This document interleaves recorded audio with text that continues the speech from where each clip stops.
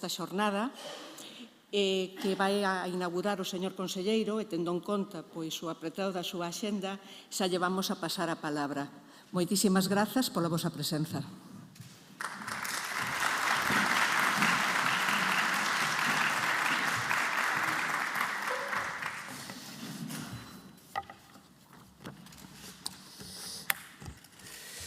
Dona Sinda Blanco Olveiras, directora xeral de Atención Primaria, xerente do Servicio Galego de Saúde, directora de Planificación, vicegerente do Servicio Galego de Saúde, director de ACIS, resto de compañeros, sobre todo ponentes que estades hoxe aquí, todos os profesionais da Dirección de Asistencia Sanitaria que tamén vos vexo aquí, en xeral a todas as asociacións e todos os que participades hoxe nesta xornada. Moi boas tardes a todos e gracias por asistir en esta xornada en que vamos a abordar a saúde mental da muller dende múltiples perspectivas, como, neste caso, a sanitaria, a científica e tamén a xurídica.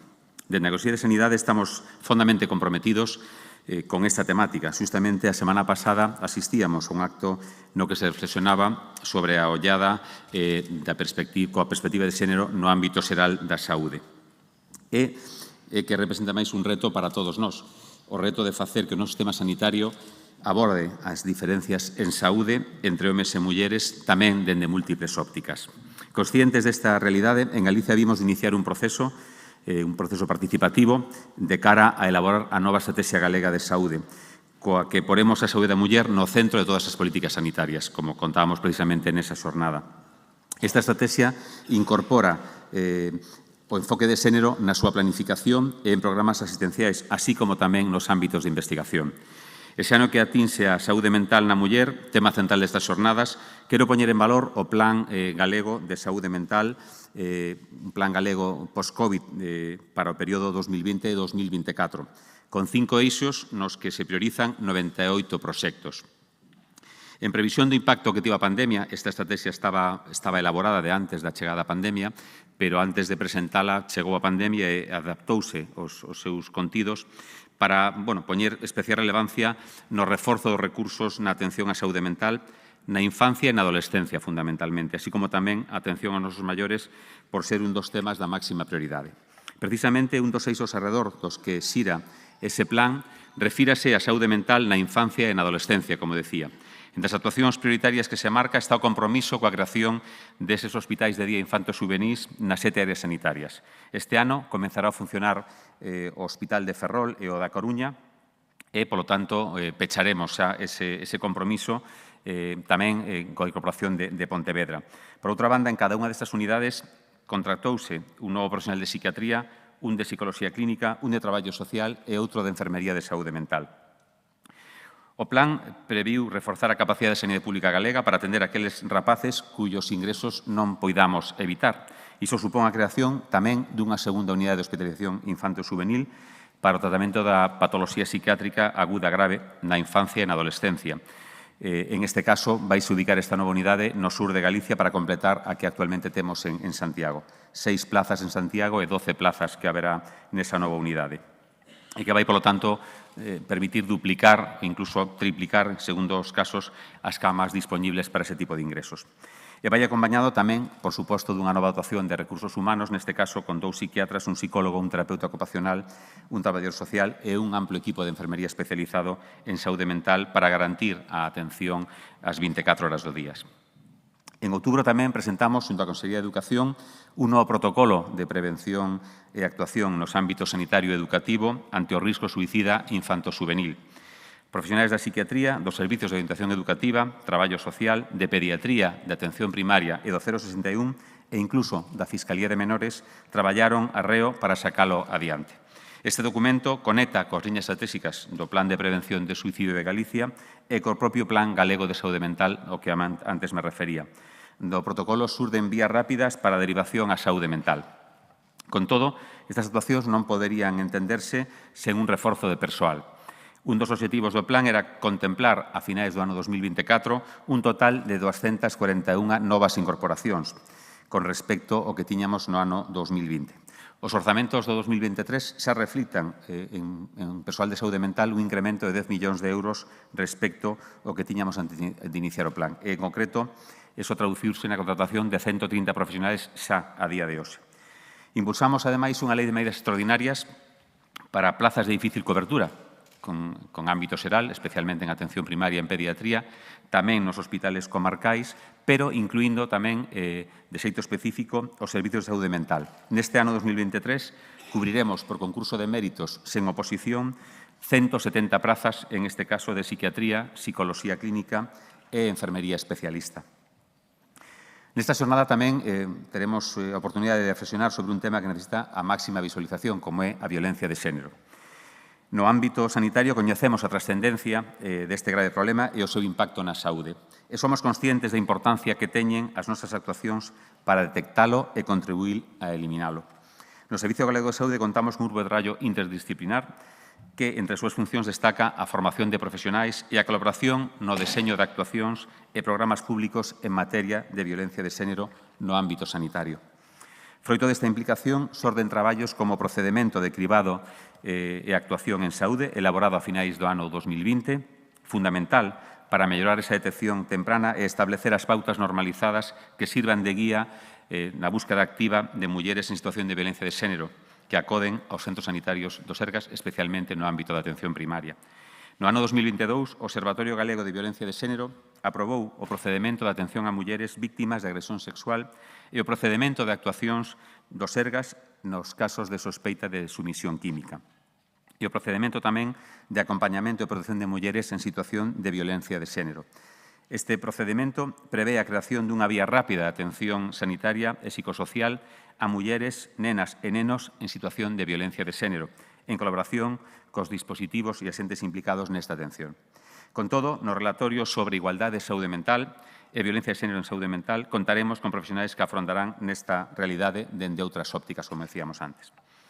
Antes de dar paso ás seguintes intervencións, gustaríame dar novamente as gracias á Dirección Xeral de Saúde de Atención Sanitaria polo traballo adicado a organizar estas jornadas e a todas as persoas que fixeron posible que hoxe estemos aquí visibilizando os principais aspectos da saúde mental na muller.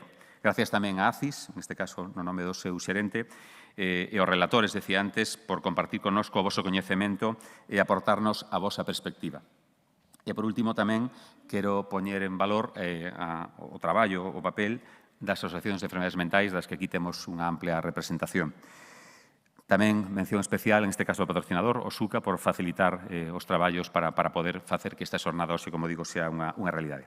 Mais nada, moitas gracias e estarei encantado de escoitar todas as intervencións. Moitas gracias.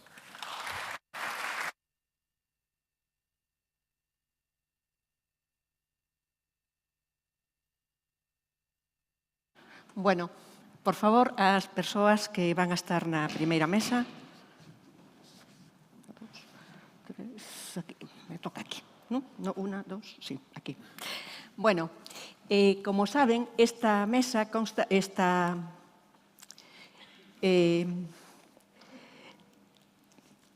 tarde imos ter dúas mesas para falar da saúde mental na muller, visión 360 grados. Nestas dúas mesas, cada unha delas vai a ter unha duración de 1 hora aproximadamente. Imos deixar os 15 últimos minutos para que o público poidades facer as preguntas que estimedes oportunas. Si tiveron oportunidade, que seguro que sí, de ler o que é o programa, verán que as mesas están dedicadas a mulleres galegas da ciencia. Esta primeira mesa, lembramos a Manuela Barreiro Pico, que foi a primeira muller que conseguiu licenciarse na Facultade de Medicina de Santiago. Foi a primeira galega en acadar a licenciatura de farmacia e a 7ª de España. Convídolles, pois, a que lean a súa biografía se así o desexan. E, sin máis, pasamos a presentar aos ponentes. Bueno, pois, en primeiro lugar, vamos a presentar a Paula Cores Viqueira, especialista en psiquiatría, traballa na área sanitaria de Lugo, Monforte de Lemos e a Mariña. É unha muller que, ademais de traballar no campo da saúde mental, pois adícase á crianza dos seus 3 fillos e fillas, e que ela di que é máis conocida porque é vocalista dun quinteto de jazz e que é a súa faceta máis conocida. Eu disinto dela porque unha muller que ten tempo para facer tantísimas cousas, xa decía Leonardo da Vinci que a sabiduría é filla da experiencia. E, dende logo, tes que ter moita experiencia, Paula, para adicarte a tantísimas cousas. Despois temos aquí a Julio Rodríguez López, máis serio, que non nos sonrí, que traballa na Fundación Pública Xenómica de Santiago de Compostela, que é unha persona con un amplísimo currículum vitae, pero para non roubar tempo, pois contareivos que é psicólogo, ademais de licenciado en Bioloxía, doutor en Medicina Molecular, e tuvo diversas estancias en España, no estranxeiro, pero que agora mesmo vense dedicando, está traballando no grupo da xenética dos trastornos psiquiátricos. Ten moitísimas publicacións e é un gran divulgador. Ten, ademais, un blog que se titula A Bitácora de Beagle, que vale a pena tamén velo, e está traballando en programas de ciencia, divulgando en distintos medios de comunicación. Polo tanto, todo un luxo, tamén grazas por acompañarnos. Despois, contamos tamén ca presencia, a miña dereita, de un xinecólogo, que é David Gómez Sánchez, que ven da área sanitaria de Vigo, que é especialista, lóxicamente, en obstetricia e xinecoloxía, ademais de vicepresidente da Sociedade Galega de Contracepción e membro da directiva da sección psicosomática da Sociedade Española de Xinecoloxía e Obstetricia. E rematamos as presentacións con Nerea Nieto Caride.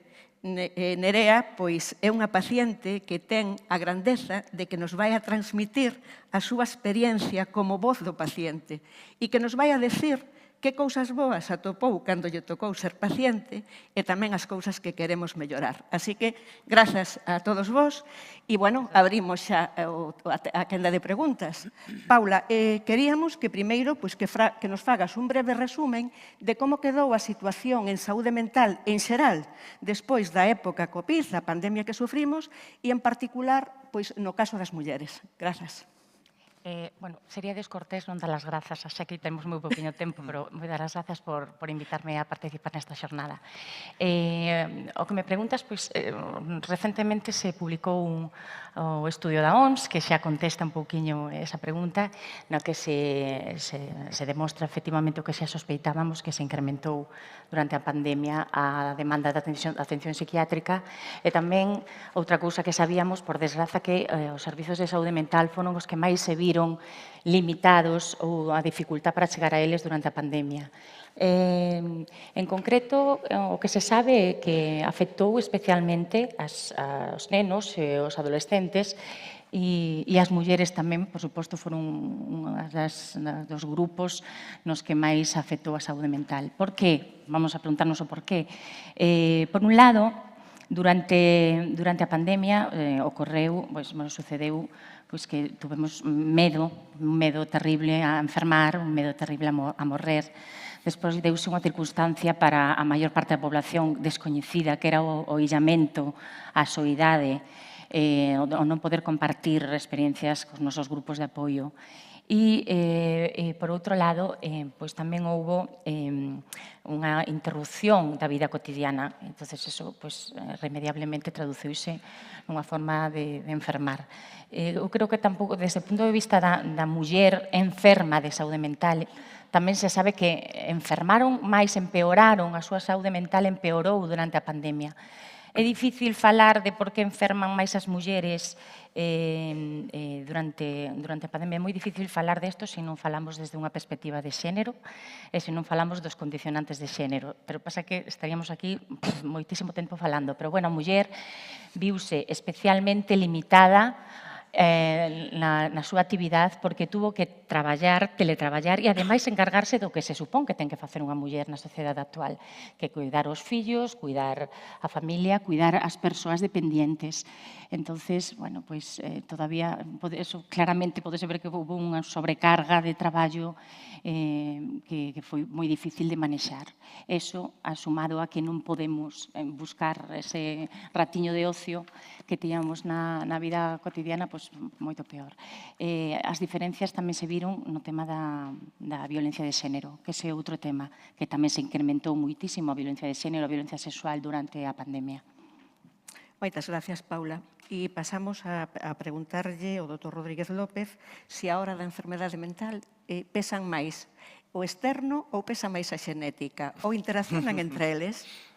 Bueno, pois eu tamén quero sumarme a Paula a decir que moitas gracias por a invitación, é un orgullo para min estar aquí.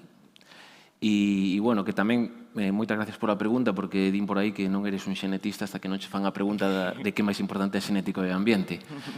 E, bueno, canto máis sabes de xenética, mellor responde esta pregunta, pero máis complexo responder esta pregunta, porque realmente, canto máis sabes de xenética, máis te das conta do complexa que é a xenética. Entonces, hai factores, porque hai diferentes factores xenéticos. Hai factores xenéticos que poden ser puntuais de número de copias ou citoxenéticos, nos que o ambiente non xoga ningún papel, e porque é o que teñen o que nós chamamos os xenetistas unha alta penetrancia, que como que se teñen moita forza. E isto dáse sobre todo en neuroloxía, en cancro, pero tamén en psiquiatría, en autismo, en esquizofrenia e algún destes factores xenéticos. Pero o máis importante en saúde mental, sobre todo a saúde mental que creo que estamos traballando aquí nesta mesa, a depresiones, ansiedades, estrés, tamén en TDAH, en trastorno bipolar, é o que se chaman, os máis importantes son os factores polixénicos, que é todo o contrario ao que dixen antes, son moitísimas variantes xenéticas distribuídas por todo o xenoma que teñen moi poquinho efecto e que se suman e que estas sí que interaccionan moitísimo co ambiente. De feito, produce unha dialéctica entre xenética e ambiente na que as dúas vanse modificando unhas ás outras. E neste caso, a mesma risco polixénico, por exemplo, a muller suma moitísima carga ambiental, porque suma, como dicía Paula, pois está o cuidado dos fillos, pois está o ter que rendir no traballo, pois está que teñen peor acceso ao traballo, que teñen menos salario, que están menos respetadas no traballo, que teñen que atender aos pequenos, que teñen que atender os maiores, que teñen que atender a casa. Todo este grandísimo factor ambiental social fai que a mesmo índice polixénico, muller e home, a muller teña máis clínica e o home vai pola vida por unha alfombra vermella que lle poñen a comida, que lle cuidan os fillos, que lle cuidan que lle limpian a casa, que ten máis salario, que é máis respetado no traballo. Entón, aquí o ambiente é moi importante e xoga en contra da muller. Despois, outro factor importante que hai é que tamén, a mesmo índice xenético, a muller está tamén socialmente, a muller verbaliza moito máis a tristeza, verbaliza moito máis os problemas. O hombre non os verbaliza. Entón, a mesmo índice xenético, mesma clínica, a muller acude ao psicólogo, acude ao psiquiatra, e o home nada, porque se supón que o home non pode... Eu son dos 80 e escoitei moitas veces a frase de que os hombres non lloran. Seguro que moitos aquí tamén se escoitamos. E entón, o home, a mesma xenética, igual pode estar nun pozo, pero non vai ao psiquiatra, non vai ao psicólogo, entón se produce máis diagnósticos no caso da muller, e o home, a muller vai ao psiquiatra, ao psicólogo, o home vai ao bar. E entón, aí hai máis consumo de drogas, máis consumo de alcohol e tamén máis suicidios. Entón, aquí, respondendo a tua pregunta, temos que é moi importante o ambiente na saúde mental e que na muller xoga moito en contra, porque a mesma xenética con o home, a muller, que o home, por exemplo, a mesma risco xenético que pode ter a muller igual que o home, pois a carga ambiental que ten a muller é moito máis forte e fai que teña máis clínica e, ademais, acude máis ao psiquiatra e ao psicólogo, por iso se diagnostican máis. Apuntalando o que nos estás a decir, iso é verdade, porque os datos que temos no Servicio Galego de Saúde, efectivamente, o 65% das consultas do ano pasado foron de mulleres, frente ao resto de varóns. Este ano, nos 2 meses que levamos, de xaneiro e febreiro, pois está ocurrindo o mismo, vamos con un 60,3, non? Bueno, a seguinte das preguntas é para o Dr. Gómez Sánchez, David. Entonces, a David, queremos preguntarnos, si as mulleres con trastorno mental grave ou con discapacidade, na túa experiencia, coidas que exercen os seus dereitos á sexualidade igual que o resto das mulleres? Bueno, moitas gracias por a invitación, por estar con vos. Se xa a muller ten unha situación de inequidade respecto ao home, porque, ainda que este cambiando nos últimos anos, segue levando o peso da anticoncepción e casi todos os métodos están enfocados na muller. A muller con discapacidade ou con enfermedade mental grave ten unha situación tamén de inequidade, dunha dobre desvantaxe, porque tamén ten unha falta de autonomía para decidir libremente. Moitas veces falta autonomía ou a parella, ou a familia, ou os tutores legais. A veces tamén non é sinxelo, eu recordo, vénseme agora a cabeza hai uns anos o caso dunha muller que os ocorre moito, tiña uns 40 anos, cunha discapacidade leve, e que a irmá, que era a tutora legal, pois quería facerle unha ligadura de trompas. A muller tiña sobrepeso, xa tiña unha idade de que tiña pouca fertilidade e tiña a pobre moito medo a un quirófano, non? E, bueno, pois vías que estaba como coaccionada por a irmá, non? Entonces, sí que esos casos hai que intentar, pois eso, respetar a decisión da paciente, non? Hai que recordar que hai un convenio internacional de Nacións Unidas que España firmou no 2006, que recolle o dereito das persoas con discapacidade para elixir libremente se usa un método anticonceptivo e ter ou non descendencia. E a recente reforma tamén da Lei de Saúde Sexual e Reproductiva deste ano tamén recolle e penaliza as esterilizacións forzosas. Despois tamén dicir que as mulleres con enfermidade mental sí que teñen un poquinho máis de risco de embarazo non desexado, porque a veces teñen un peor acceso aos sistemas de saúde e non cumpren tan ben os métodos. Calquer método en unha muller con enfermedade mental se pode usar, pero sí que son moi interesantes os métodos de longa duración, reversibles de longa duración, que poden ser o DIU ou implante, porque son métodos que son moi efectivos, non dependen do cumplimento, non ponnos, colócalos e despois son moi efectivos, non? E si que de aquí recordar o papel dos centros de orientación familiar, que son centros multidisciplinares que suelen ter xinecólogo, matrona, traballador social, moitas veces tamén teñen psicóloga e poden dar unha abordaxe integral a estes casos.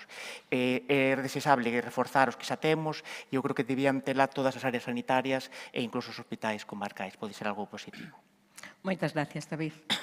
Bueno, Nerea, contanos ti como te atenderon, como te acolleron, sobre todo, como te acolleron as persoas que traballan no sistema sanitario cando precisaches.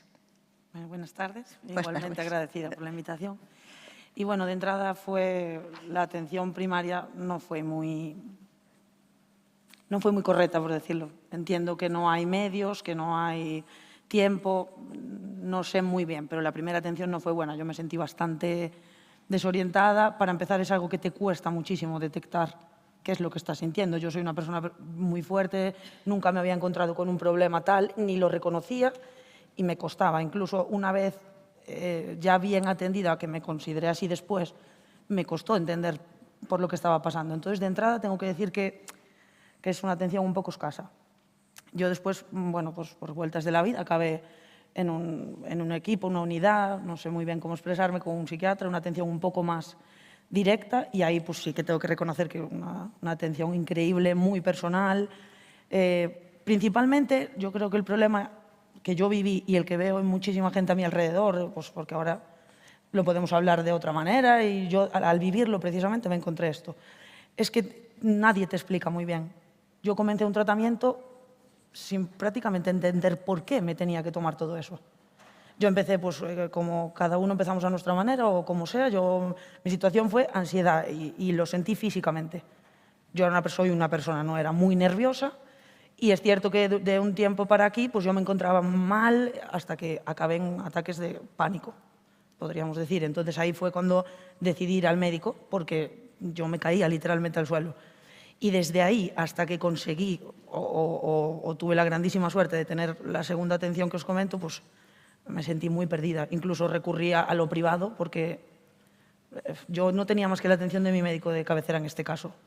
De ahí en adelante, excepcional el trato que tuve con mi psiquiatra y psicóloga y etc, etc. Ahí no tengo nada más que decir. Bueno, pois moitas gracias pola contestación, porque, bueno, pois estás nos sinalando cousas para mellorar, non? A seguinte pregunta para o Dr. Rodríguez.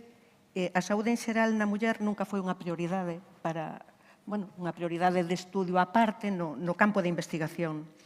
Agora que as mulleres están máis presentes, especialmente nas profesións sanitarias, que está feminizada, agora mesmo investígase máis con perspectiva de xénero? Sí, bueno, isto é un pouco tamén, está relacionado coa anterior pregunta, e é que, por exemplo, hai unha foto moi famosa de un congreso de física que se fai en Bruselas na que están os mellores premios Nobel, están Einstein, está Bohr, está Planck, e solamente hai 20 homes e hai unha muller que é Marie Curie. Entón, eso, que pasou aí? Non é porque xenéticamente foran máis inteligentes, era porque había un factor ambiental importantísimo que era que as mulleres non estudiaban. Entón, agora, eso cambiou, e entonces agora en casi todas as carreiras hai moitas máis mulleres, bueno, igual en física non, pero en matemáticas, pero en casi todas as carreiras hai moitas máis mulleres e entonces tamén pasa unha ciencia. Por exemplo, na Fundación Galega de Medicina Xenómica, a mí me fai moita gracia, perdón por este inciso personal, pero porque temos un grupo de traballo para sacar as cousas urxentes adiante e que somos 7 personas e, bueno, somos os 7 magníficos. E eu digo, non, somos las 7 magníficas, porque son 6 mulleres e eu. O sea, decir, a proporción é toda de mulleres, ora que o factor ambiental se corrixiu. E entonces en ciencia e investigación pasa o mesmo e entonces están cambiando por completo esa situación. Eu supoño que na época de Einstein ninguén estudiaba a endometriosis, por exemplo, porque todos os científicos eran homes e non lles interesaba. E algún que se lle ocurrese facelo, pois non lle darían a financiación, seguro, porque os que daban o diñeiro tamén serían homes e se lle daban, pois lle chamarían de todo os outros, pero entonces todo eso está cambiando, porque agora as mulleres científicas se están investigando moito máis trastornos relacionados coa muller e se está tendo en conta nos resultados e na investigación a perspectiva de xénero e o sexo. Por exemplo, eu teño que decir que isto xa leva cambiando moito tempo. Eu fixen a miña tese en xenética reumatolóxica en 2003 e xa tiñamos moi en conta o sexo e sobre todo porque era moi importante a artritis reumatoide e artrosis na man, nas mulleres, e despois en xenética psiquiátrica tamén sempre se tivo moi en conta o sexo. E ora que estamos agora os proxectos que estamos facendo agora, por exemplo, que temos o que fixemos, no que eu participei de adiccións, tamén se tiña moi en conta o sexo e, de feito, iso pon de manifesto o factor ambiental de que antes falamos. Por exemplo, a xenética das adiccións está moito máis presente e moito máis, teño un índice polixénico moito máis alto as mulleres que os homes. Por qué? Porque socialmente está mal visto que a muller consuma, e incluso, ahora menos que consuma alcohol ou tabaco, entón teñen que ter unha xenética moito máis forte, un factor xenético máis importante para convertirse en adictas. Sin embargo, os homes, como socialmente se ve que está moi aceptado, consumen moitísimos, teñen a xenética, o risco xenético alto ou baixo, e hai moito máis adicción en homes. Sin embargo, as mulleres solamente, aquelas que teñen unha xenética máis importante, son as que acaban en adicción. Entón, sí, todo eso está cambiando, porque as investigadoras, as científicas, o ambiente sanitario, médicas, a muller está moito máis presente, entón se está dando moito máis valor a perspectiva de xénero e os trastornos exclusivos ou moito máis relacionados coa muller, que antes non se tiñan en conta. Paula, antes comentabas que habían aumentado os casos de violencia de xénero.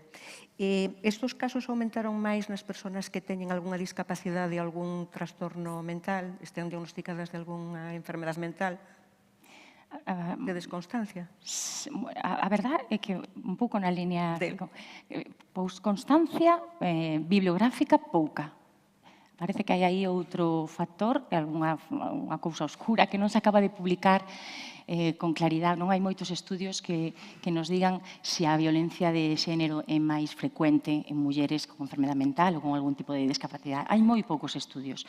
Dos poucos que hai, a verdade é que sí, que é rotundo, que dáse con moitísima máis frecuencia, gastan 5 veces máis, falan os libros. Ou se unha persona, se unha muller sana ten un 10% de padecer unha violencia de xénero no seu fogar, pois unha muller con unha enfermidade mental, pois 50 veces. O sea, un 50% de probabilidades de padecer violencia de xénero. Sin embargo, hai outro tipo de estudios que recollen a frecuencia co que as mulleres cando van a denunciar ou cando van ao médico para ser exploradas despois de unha violencia de xénero. Pregúntaselles que se habían asistido previamente a unha consulta de saúde mental e, sin embargo, aí a maioría delas dicen que non. O sea, non teñen antecedentes psiquiátricos, o cual é un pouquiño que foi antes, se o ovo ou a galiña. Se a saúde mental, as enfermas mentales teñen máis predisposición a padecer violencia de xénero ou ao revés. Se ser víctima de violencia de xénero te predispón a padecer máis enfermedades mentales. Entón, un pouquiño esta é a dinámica na que nos movemos nos estudios. Mira, xa enlazando con isto, para non facer rol para que sexa continuista a pregunta, digamos, de algún xeito, como traballades nas violencias de xénero os traumas das mulleres? Así brevemente tamén, así Sí, unha pinceladiña. Sí, vamos a dar unha pinceladiña. O máis importante na violencia de xénero pois establecer un vínculo especial. As vítimas de violencia de xénero non o contan. A maior parte delas viveno como algo natural, está totalmente naturalizado. E hai que desvelalo. O primeiro paso da violencia de xénero é desvelar esa situación de violencia e de trauma. Antes falaba con David, un ratiño aí, hai unha pregunta moi sencilla que eu sempre fago cando abro unha historia clínica, que algunhas pacientes se quedan así un pouco descolocadas, pero é preguntar simplemente que tal che vai no matrimonio. Que non estás preguntando directamente se teu marido está agredíndote ou faltándote o respeto, o que fos, pero sí que estás abrindo unha porta a que falen deso e que poidan contar. Vale. A partir de aí, pois, establecer un espacio de seguridade é moi importante, no que se sintan seguras para relatar todo isto. Hai que posicionarse en contra da violencia. Isto digo porque normalmente na terapia sempre nos enseñan isto de hai que ser neutral, porque non podes influir no paciente, non? Aquí hai que mollarse. Na violencia de xénero hai que mollarse, estar totalmente posicionada en contra desa violencia. E despois, pois o que falaba o señor conselleiro antes era contar cun equipo multidisciplinar, xente formada que entenda que a violencia de xénero provoca enfermidade, que as enfermas mentales teñen máis probabilidades que se coñeza esta relación entre a violencia de xénero e a enfermidade mental. Eso é prioritario. E despois, pois tamén traballar sobre a perspectiva de xénero e saber por que as mulleres temos máis tendencia a enfermar, que isto daría para outra reunión. Moitas gracias. David, falamos agora de dúas etapas fundamentais na vida da muller, a adolescencia e a menopausia. Hai máis enfermedade mental nestas etapas? A ver, cada etapa da vida da muller, bueno, eso pode sabelo mellor Paula, eu creo que a enfermedade mental vai aumentando un pouco a prevalencia, non, conforme a idade, porque, bueno, na vida van sucedendo cousas, e si que nos, de momento, en consulta, como non nos chegan tanto, ainda non temos visto o aumento da incidencia que parece despois do COVID, polo menos non nos ten vido, pero si que cada etapa do ciclo vital da muller ten as súas particularidades. En torno a eso, pois, por exemplo, unha etapa que habitualmente pensase que é moi feliz, é moi boa, como o embarazo. Pois unha recente tese da miña compañeira ao matronato do Hospital de Verín di que hasta o 20-25% das mulleres estudiadas teñen síntomas depresivos no embarazo e hasta un 30% no posparto. Entón, ademais de unha cosa a ter en conta, por exemplo, na educación prenatal, pois tamén ver o estado emocional e incluso se recomenda facer exercicio físico. Tan importante como o exercicio físico é tamén mellorar o apoio da familia ou as actividades sociais, non? Pois o exercicio acompañado pois cunha amiga, non? Para evitar o illamento. Despois, outro proceso, o momento do parto. Hai mulleres que non teñen unha boa experiencia do parto e iso é algo que temos que mellorar todos. Pode implicar tamén a saúde mental a curto prazo, non no prazo posterior. Depois hai outras edades. Evidentemente, a menopausa en sí que pode conlevar. Non é unha etapa distinta, hai xente que pode enfocala mellor, outra un poquinho peor, e sí que é verdad que a dor de osos, o dormir peor, todo pode axudar. Sí que hai que un poquinho dar unha abordaxe integral, estáse agora traballando en guías tamén para que se leve coa matrona de atención primaria, xunto co médico de familia, e intentar dar unha abordaxe integral e con un estilo con hábitos de vida saudables, non, que sería o máis importante. Entón, sí que cada etapa ten as súas particularidades, efectivamente. Nerea, cando tuveches os problemas, a parte do colectivo, bueno, dos profesionais aos que acudiches, cal foi a túa experiencia respecto da saúde mental coa veciñanza, cas túas amigas, ca sociedade en xeral? Como se percibe cando un está mal? Ten apoios, bótalos de menos, a sociedade individualista, como viviches? A ver, claro, en mi caso. En tu caso. Hablo en todo momento. En mi caso, yo lo llevé muy bien en mi círculo más privado. Yo tuve mucha suerte, incluso diría que en mi caso, pues este círculo que puede ser mi madre, mi pareja, mi hermano, es que lo entendieron casi mejor que yo.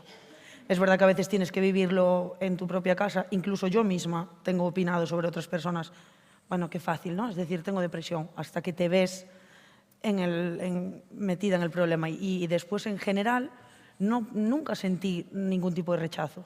Sí que es cierto que yo en el proceso pues, dejé de trabajar, me reincorporé, volví a dejar de trabajar y ahí imagino que como todo el mundo al que no le gusta dar explicaciones de su vida privada, pues a veces te ves un poco pues, forzado, digamos, a cómo te encuentras. Pues mal, ¿cómo te vas a encontrar? A ver, puedes tener días mejores o peores, pero bueno, en mi caso tengo que decir que es muy positiva la experiencia, la aceptación, tanto en el trabajo con compañeros como en mi vida privada, es que en todos los ámbitos me encontré muy bien. Pois moitas gracias. Julio, xa vamos a facer a última pregunta para dar tempo a que despois o público poida facernos tamén, poida participar. Nos casos de cáncer vemos que se están facendo moitos estudios que se a xenética do cáncer do ovario, do cáncer de mama. Está a ocorrer o mesmo coas enfermedades mentais? Poñocho, por exemplo, esquizofrenia, por exemplo. Sí, bueno, ademais, eu traballo na Fundación en diagnóstico xenético e neuropediatría tamén cancro de mama. Entón, sí que noto que se fai moitísima xenética en cancro de mama, por exemplo. Bueno, neste caso son diagnósticos, non investigación. Pero sí que se está facendo moita investigación en trastornos psiquiátricos. De feito, foi declarado, xa fai uns anos, como o tema do estudio do cerebro como algo prioritario. E, bueno, eu, por a miña experiencia, sí que noto que se fai estos estudios e que fan falta, además, moito máis, porque, ainda que, como decía ao principio, canto máis estudias, máis te das conta do complexo que é o tema. E canto máis sabes de xenética, máis complexo. E a xenética dos trastornos psiquiátricos é ainda máis complexa porque o cerebro é algo moi complexo. E entonces, eu, por exemplo, traballei en xenética de esquizofrenia, pero agora mesmo, por exemplo, no grupo de Ángel Carracedo, pois se está facendo xenética do autismo, se fai xenética de TDAH, se fai tamén xenética de adiccións, un trastorno por consumo de sustancias, que é máis correcto, e bueno, todos estes estudos teñen en conta sempre a poboación que se estudia sempre son homes e mulleres, e despois, por exemplo, no caso do TDAH, do caso do autismo, se fai tamén en conxunto coa parte psicolóxica, porque existe no TDAH cambian un pouco os criterios na muller e no home, a veces a sintomatoloxía é un pouco diferente, entonces eso hai que detectalo, entonces tamén se intenta ver se a xenética está correlacionada un pouco con eso, se no caso do autismo existe tamén no caso das mulleres o factor da camuflaxe, agora temos que o que quere dicir é que moitas destas se diagnostica menos o autismo porque moitas mulleres intentan, as nenas pequenas intentan adaptarse máis no seu ambiente e entón se enmascaran os síntomas que normalmente se teñen en conta para diagnosticar o autismo. De feito, temos en marcha un test que está online no grupo de Medicina Xenómica, no Twitter, na página web, que é para detectar este tipo de estrategias de camuflaxe, sobre todo no sexo, nas mulleres, porque se detectou que é moito máis frecuente e os criterios diagnósticos están como masculinizados, tanto para TDAH como para autismo. Entón, por lo menos no noso grupo se está levando a cabo un montón de traballos de investigación en xenética psiquiátrica e despois tamén no campo do diagnóstico xenético puramente, pois tamén se teñen moito en conta. A psiquiatría non ten diagnóstico xenético, pero a neuroloxía e a neuropediatría hai moitísimos casos de diagnóstico xenético, e iso podo corroboralo porque é o que me dedico eu e hai moitísimos casos todos os días. Bueno, pois moitas gracias. Entón, agora vamos a deixar 10 minutiños para facer preguntas, para respetar os tempos. Por favor, as persoas que queirades facer preguntas, levantades a man, que hai un micrófono aí detrás, presentadesvos e facedes a pregunta. Se non facedes preguntas, eu sigo preguntando. Bueno, pois mentres que pensan e non o pensan... Ah, sí, perfecto. Hola, eu chamome Loli e son matrona. E felicitarvos por as intervencións. Quería facer unha pregunta sobre a investigación. Nos estudios que comentaba de investigación nos que participan homes e mulleres, participan en igual número mulleres que homes teñense en conta tamén mulleres de distintas edades, de maneira que pode ser unha muller embarazada, xa sabemos que non, porque evítanse incluir nos estudios, pero puérperas, menopáusicas, adolescentes, de tal maneira que se teñan en conta esas etapas vitais das que falaba David, que poden influir nestas patoloxías. Por outra banda, a Nerea quería preguntarlle se en algún momento se sinteu estigmatizada pola enfermidade que tiña nese momento. Non só a nivel social, sino no traballo. O sea, cando di que non quería comentarlo no traballo, supoño que en parte sería por esa estigmatización social que hai.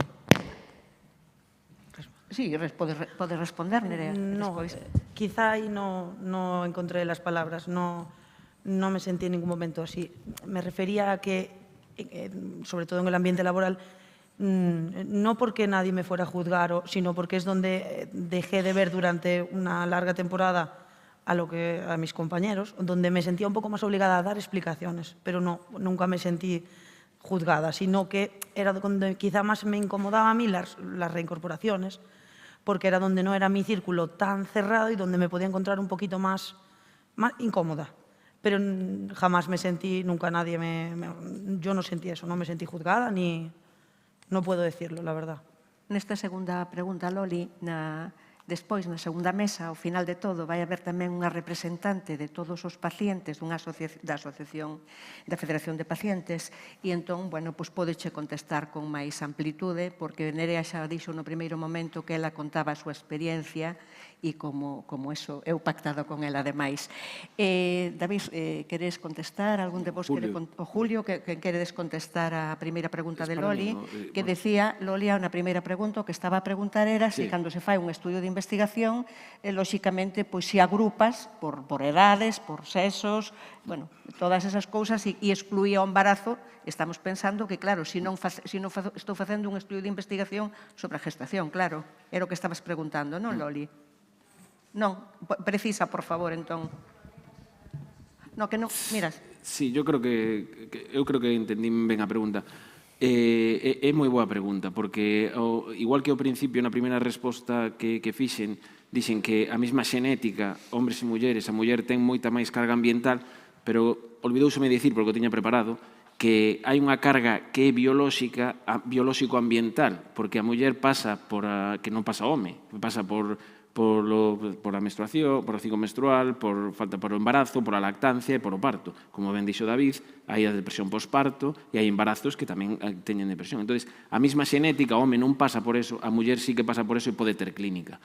Entón, pero é moi boa pregunta porque eso non se, o sea, polo menos no que eu sei e nos estudios que eu fixen non se tiña en conta por que etapa vital estaba a muller. Simplemente se intentaban facer grupos homoxéneos, eso sí, hombres e mulleres, porque senón é moi importante nos estudios xenéticos o número, a N que lle chamamos. Se hai moita diferencia non se poden comparar. Entón se intenta que sexan homoxéneos, pero é moi importante eso e eu, polo menos nos que eu participei, si a idade sí é un factor, se intenta que sexan todos da miña idade, pero non sabemos na etapa do ciclo vital biolóxico no que está a muller. Algúnha pregunta máis? Sí. O señor conselleiro quere facer unha pregunta.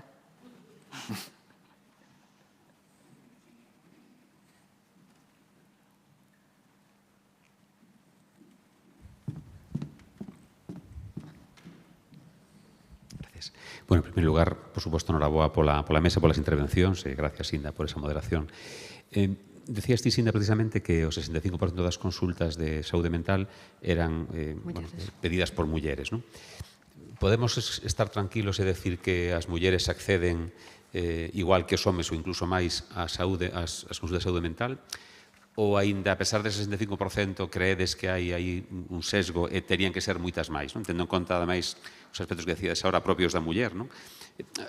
A xornada da semana pasada decíamos que, por exemplo, no infarto pois había uns síntomas máis característicos dos homes e que non das mulleres ou outras patoloxías, non? Credes que en saúde mental esa diferencia entre homes e mulleres está sendo ben resolta polo sistema e que o acceso está aceitado ou que hai que seguir traballando? E tamén outro día preguntaba cal é a receita, con que nos podemos quedar, en este caso, de servizos centrais para mellorar ese acceso si é que credes que realmente hai un problema de acceso? Se queredes contestar vos, logo eu podo dar máis cifras. Podo decir, por exemplo, que o ingreso en cronicidade, no que son as camas de crónicos, é máis alto en homes e é máis baixo, aquí invírtese, as camas están ocupadas nun 57,65% camas psiquiátricas de crónicos, que son 25 puntos por riba das mulleres. Bueno, os psiquiatras dirán agora que porque a muller accede antes, eu creo que xa o perfilaches un pouco antes, Paula, dicindo, bueno, pois que as mulleres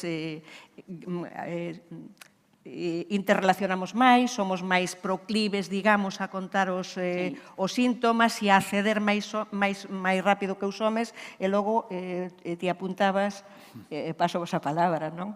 Para que contestedes que os homes, pois os homes non choran, chegan máis tarde, pero cando chegan peor, non? Non sei se iso é así ou se o percibides así ou a percepción é outra. Sí que, bueno, máis ou menos esta é un poquinho a orientación. Sí que as mulleres chegan quizáis cos síntomas máis precoces, e os homes chegan un pouco máis cando a cousa está feita xa unha bola máis grande. Igualmente, eu creo que aínda chega menos do que debería chegar, porque as mulleres temos interiorizado como normal moito sufrimento, moito padecimento. Vivimos nunha situación de estrés continua e iso é normal. Non dormimos, pois é normal, porque, total, como vamos a dormir se temos un neno con fiebre, hai que levantarse. Normalizamos moitísimas conductas que quizáis nun home non están tan normalizadas. Volvemos outra vez aquí aos condicionantes de xénero e por que enfermamos de forma diferente. Pero eu creo que chegan menos das que deberían de chegar, aínda que chegan moitas máis. Os ingresos, sin embargo, en agudos, sí que está 6 puntos por riba nas mulleres que nos homes. Sí, pero aí tamén habería que irnos ás patologías en concreto. Que quizáis teña que ver máis con trastornos de personalidade. Queredes añadir algunha cousa máis a resposta? Eu, se me permitides, só quería, sobre todo para os profesionais que nos estén escoitando, que non teñades medo a preguntar a unha muller se sufriu algunha vez ou sufre violencia. Si que di a OMS e din as guías que a muller xeralmente agradece que alguén lle pregunte. De feito, hai unha guía do Servizo Galego de Saúde, creo que do 2021, que aboga por o cribado universal, sobre todo pon atención primaria, en matronas, nos PACs, con dúas preguntas moi sinxelas. É unha enquisa que se chama WAST, que só son dúas preguntas, que serían se hai conflito na relación de parella, moito, algún, ningún, e se resolven os conflitos con dificultade, moito, pouco, ningún. Mais que tamén que a pregunta en sí, ou unha pregunta aberta, tamén moitas veces, como van as cousas por casa, ou algo así. Tan importante como a pregunta é tamén como lle preguntemos e a linguaxe non verbal, simplemente que a muller note que temos interés por ela, empatía e respeto.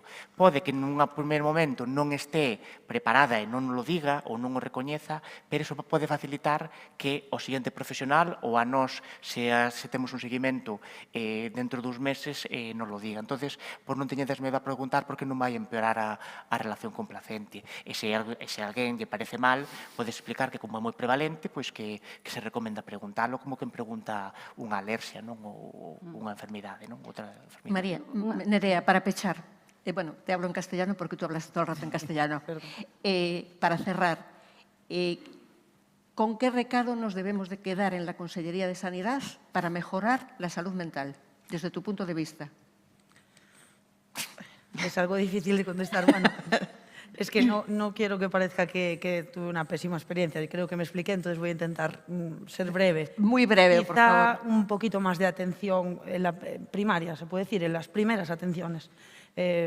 No juzgo como personas a los profesionales sanitarios porque entiendo que lo harán lo mejor posible, pero repito, yo ahí fue en donde me sentí muy desatendida porque pasa una visita de un médico de cabecera, me encuentro mal, una pastilla bajo la lengua y claro, entiendo que está sobrepasado y yo Atención primaria, un pouco Pues máis de nos esto. quedamos con el recado porque además dentro del Plan Gallego de Salud Mental post-COVID-19 y todo en lo que estamos trabajando ahora mismo con educación y con todo, pues sí que se prevé mucha formación para que realmente podamos hacerlo mejor.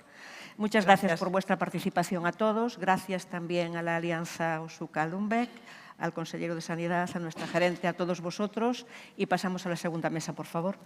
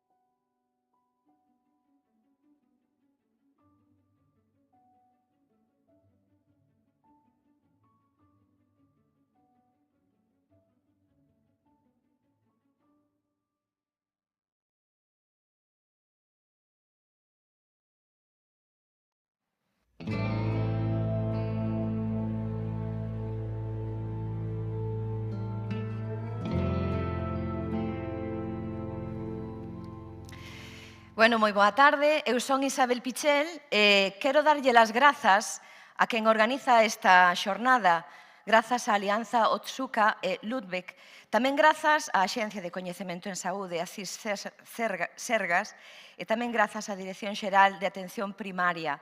Grazas, Monse, grazas, Sinda, e grazas á audiencia aquí presente. Isto digo a título persoal, como muller e como cidadán. Logo son Isabel Pichel, xornalista da Radio Galega.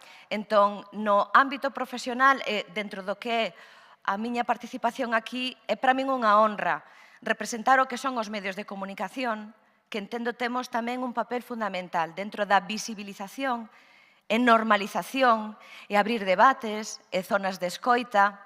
Eu xa apunto uns deberes, que é respecto da linguaxe, unha linguaxe máis inclusiva na que ser sensibles ás distintas realidades, porque cada quen dende os seus zapatos estou segura que vería as cousas de igual xeito que as vexo eu, pero dende outra sandalia máis ampla, tal vez vexamos matices que nos fagan entendernos e que a convivencia sexa mellor.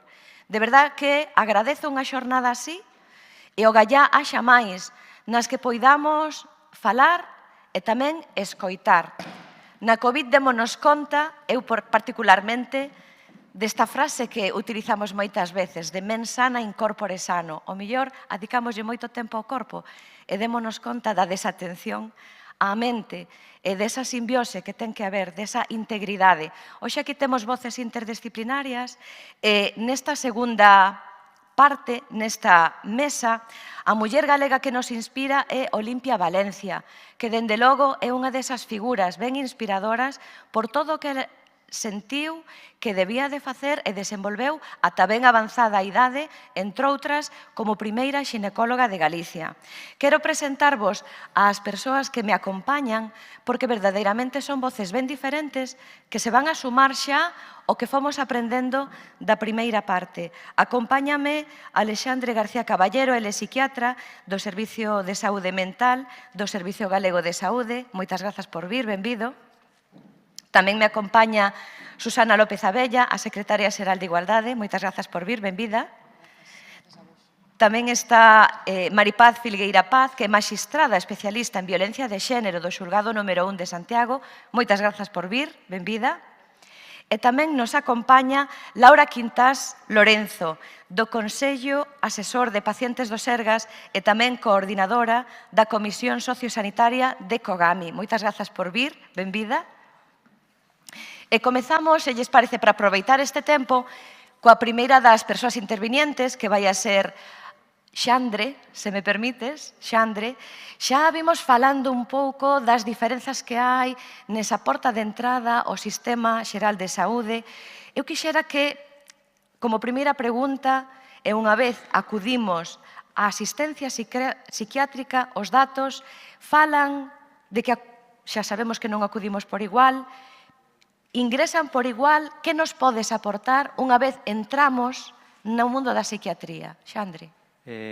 Hola, boas tardes. Grazas ao Tsukalumbe e grazas por permitirme estar nesta mesa Olimpia Valencia, que foi moi boa amiga do meu avó.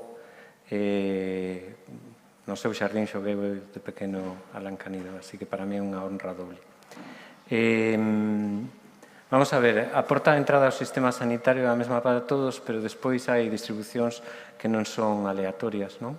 Nas consultas, como dixo Sinda antes, o 65% das consultas de saúde mental, as nosas salas de espera están inzadas de mulleres, e, sin embargo, hai menos homes, non? E iso ten que ver co modelo hexemónico de roles, que xa se falou, se albiscou un chisco ou se deixou entrever antes, despois me estendo. Nos ingresos é o contrario, non? Nos ingresos en agudos hai un predominio leve, pero casi está 50-50, pero nos ingresos de crónicos o predominio é casi 70-30 camas ocupadas por homes versus camas ocupadas por mulleres. Por que ocorre así? Obviamente, desde o punto de vista social, pues as cousas ás veces son complicadas de entender. Vos dicía o modelo hexemónico de roles, se falou aquí. Hasta os anos 80-90, nos modelos de crianza, se eu lle preguntara a calquera de vos o que pedía nos anos 60, nos anos 50, nos anos 70 incluso para unha filla, no momento do bautismo, o que se pedía era que fora boa, honrada, traballadora, que fora cuidadora da súa familia, do seu home, que casara, que tuvera fillos, por suposto que fora heterosexual. Había unha serie de cousas que non se pediron que tivera unha autonomía desde o punto de vista da sexualidade, que disfrutara da súa sexualidade. Esas cousas que faltaban son o que se chaman expropiacións do modelo de roles. Ese modelo sobrecarga as mulleres porque para ser cuidadoras e ao mesmo tempo, a partir dos anos 60, ser independentes dun home e poder traballar fora, ese modelo sobrecargaba as mulleres e as consultas están cheas do que lle chaman, entre comillas, patoloxía menor. Hai unha serie de diagnósticos, a fibromialgia, a distimia, a fatiga crónica, que están intensamente feminizadas e que, ao mellor, en parte, teñen que ver con estas, digamos, causas sociais. Que ocorre co trastorno mental grave? Ocorre o contrario. Mentras que nos homes, digamos que están excluídos pola súa enfermidade mental porque non traballan, porque non son productivos, porque non tuveron familia, porque non casaron, o perigo ou a fantasía que ten a sociedade é a violencia, ocupan as camas de crónicos porque o medo que teñen é que haxa episodios de violencia. E as mulleres non ocupan, que teñen trastorno mental grave, non ocupan esas camas de crónicos porque o medo é a promiscuidade. E entón son protexidas en contra, moitas veces, da súa vontade, polo eido familiar, polo eido sanitario, no fondo polo modelo de roles, de tal maneira que se as exclúe do ingreso psiquiátrico. Cales poderán ser os camiños que nos fagan entender isto verdadeiramente? Porque esas diferenzas que existen no ámbito da familia, no ámbito, na contorna da persoa que ingresa, eso tamén se entende ou non? Aquí falouse, por exemplo, desa normalización respecto de certos síntomas que ao mellor se agochan no caso da muller ou que se falan no caso da muller, que se agochan no caso do home e que levan ao mellor a trastornos máis graves?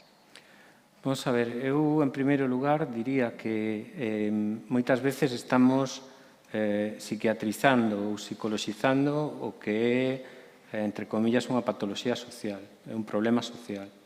Entón, o que temos é que visibilizar, poñer diante, non? A posibilidade de que a xente poda analizar cal é a súa situación. Para iso hai que ter elementos de xuicio, hai que ter criterio. Quero dicir, ao millor, isto é unha pregunta máis sinxela. Nós acudimos ao millor a mamá, a sobriña, a veciña a falar de algo que creemos que resolvemos nese círculo próximo. Eles, algúns deles, non vamos a xeralizar de todo, irán ao bar e, polo tanto, non se entende en ningún dos dous casos que tal vez un profesional da saúde nos poida axudar. Sí, a cuestión é cal é o modelo do que estamos falando de como hai que respostar a ese tipo de demanda. Hai que diferenciar demanda de necesidade. Os pacientes fan síntomas, en saúde mental fanse síntomas. Eu me podo ter tristeza, ter angustia, ter dificultades para dormir, podo presentar alteracións de conduta que me poden levar a xogar ou a beber. A cuestión é esa demanda, non, agocha unha necesidade que está por trás. E esas necesidades que hai por trás moitas veces son necesidades que teñen que ver coa estrutura social, con como estamos organizando a nosa cotidianidade, a nosa sociedade. Iso se pode traballar en consultas? Sí, pero quizáis se pode traballar mellor en grupo. Temos que ir cara a unha abordaxe grupal de moitos dos problemas que a día de hoxe estánse resolvendo, digamos, sin visibilizar cales son as reglas ocultas que están detrás deles. Bueno, pois esta é a pregunta chave, tal vez, dentro do que é a resposta que dá a sanidade para estas cuestións mentais. Cal é? Que traballo se está facendo? Cal é o campo de actuación, a resposta, a solución que temos por parte do Servicio de Saúde ante a problemática mental? Neste momento, digamos, unha das nosas prioridades é precisamente formar ao noso persoal, a parte de aumentar os cuadros, que xa aludiu ao conselleiro como se aumentaron os presupostos, como se aumentou, grazas ao plan de saúde mental post-Covid, pois como vai crecendo, como vai medrando a plantilla, pero aparte diso hai que dar formación. É dicir, estaba antes aquí o xerente de ACIS, fixemos un esforzo moi importante en traballar en modelos de tipo de análise grupal, en traballar en modelos de escolas de pais e nais, por exemplo, para a adolescencia, para formar os nosos profesionais nese tipo de modelos de traballo distintos. E despois, por exemplo, no eido das sexualidades, non falamos aquí, estamos falando de xénero, pero non falamos das novas identidades sexuais, da orientación de xénero. Vamos a traballar tamén cos nosos profesionais eses campos e, por suposto, a investigación e a atención en violencia de xénero. Poderíamos decir un pouco para que eu o teña claro e ao mellor axudo a alguén da nosa audiencia que temos dentro da nosa maneira de actuar unha parte feminina, unha parte masculina, independentemente do xénero, da manifestación do xénero, que sí que pode ter outros matices, e que dentro do feminino, no que hoxe poñemos o foco, non podemos deixar de lado tamén a revisión e o plantexamento do masculino? Vamos a ver, por suposto que hai partes femininas e partes masculinas en todos nós, e que esas partes, digamos, estaban sesgadas de maneira estereotipada por un modelo de roles previo. A día de hoxe, cando lle preguntas aos pais e ás nais que é o que queren para os seus fillos, xa non lles preguntas para que sexa un bo home ou unha boa muller, xa lles dis para que sexa unha boa persoa, porque o que che contan é que o que queren para os seus fillos é que sexan felices. Xa non hai diferencias de rol de xénero desde o ano 2000 para cá, máis ou menos. Entón, esa parte femenina e masculina, parte dos condicionamentos nos levan a ter síntomas distintos ante o sufrimento que nos dá a vida, e as respostas que temos que dar deben de ser respostas igualitarias e que precisamente resolvan a orixe dos problemas, non a codia dos problemas. Moitas grazas, Alexandre García Caballero, psiquiatra do Servicio Galego de Saúde. Estamos a falar de roles, estamos a falar desa parte do comportamento social, do imaginario colectivo, desas definicións que no fondo tamén falouse na primeira parte do ambiente social. E agora quixera falar con dona Susana da promoción da igualdade e eliminación desas actitudes, deses roles que nos levan a, dende o punto de vista da defensa da muller, por suposto, a evitar a violencia machista. Cal é a resposta? Que estrategia está a levar a cabo a Xunta? Bueno, en primeiro lugar, disculpe, quería dar as gracias á Consellería de Sanidade e a todas as persoas que fixeron posible este espazo de reflexión que me parece moi importante, e agradecer tamén que se me invitase a participar aquí. Moitas veces sentimos no equipo da Secretaría Xeral de Igualdade, e xa respondo á pregunta, prometo enseguida, pois nos sentimos como que somos un departamento pouco comprendido ou que non se sabe moi ben en que traballamos ou a que nos dedicamos. E vexo aquí moitas asociacións que me enchen de emoción porque traballan con a Consellería de Promoción do Emprego e Igualdade e ca Secretaría Xeral de Igualdade, e que xa antes da pandemia traballábamos en ámbitos como era a saúde mental da muller, como é a Federación de Asociacións de Familiares Enfermos Mentais de Galicia, FEAFES, que está por aquí, e quero agradecerlle que levan anos facendo programas con perspectiva de xénero neste ámbito, ou a Asociación de Enfermedade Mental da Mariña. Quixera que souberan, e moitos non saben o millor, que Galicia foi a primeira comunidade de España que tuvo e que ten unha casa de acollida para vítimas de violencia de xénero con enfermidade mental, e que está a súa directora, que ademais foi premiada en numerosas ocasións por o proxecto desa casa de acollida que foi, ademais, inaugurada polo actual presidente da Xunta de Galicia no ano 2019. O programas con Alume Saúde Mental de Lugo, ou tamén no ámbito da trata, porque vexo aquí a entidades que loitan contra a trata e o que significa a saúde mental en mulleres traficadas e en nenas, en adolescentes, ou tamén, por suposto, Alzheimer, que foron a asociación, a Federación de Alzheimer, que xa fai moitos anos que plantexaban o problema das persoas cuidadoras na súa meirande parte mulleres. Bueno, pois xa levamos moitos anos traballando con estas asociacións, ou como Pro Saúde Mental a Creva, ou a Gadea, ou a Asociación Albores de Saúde Mental. Tamén en Galicia existen actualmente 84 centros de información ás mulleres que teñen como mínimo unha asesora xurídica e unha psicóloga. E son unha das portas de entrada, outra, por suposto, é a atención primaria, sanidade, sin duda, donde a través de estos centros de información as mulleres traballamos precisamente a igualdade de oportunidades de homes e mulleres. A erradicación de estereotipos, pero tamén no ámbito educativo, porque desde estes centros se traballa tamén o ámbito educativo, o ámbito das asociacións de pais e nais, que eu creo que é fundamental para rachar con eses roles de xénero. E aquí se falaba antes, se falou na mesa anterior, e se estaba falando por parte do meu compañeiro poñente de mesa sobre que nos plantexamos agora cando temos unha filla e que nos plantexábamos o que se plantexaban antes.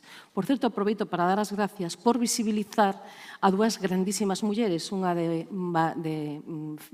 concretamente de Lugo, de Ribadeo, a Manuela Barreiro e, por suposto, a Olimpia Valencia. Si entran en Mulleres en Galicia, que é a páxina web da Secretaría de Igualdade, verán que temos Aprende que as mulleres galegas, unidades didácticas destas e outras grandísimas mulleres en distintos ámbitos científicos, de medicina, etc. Eu creo que é fundamental a formación, se dixo aquí, se decía antes, formación, formación, formación.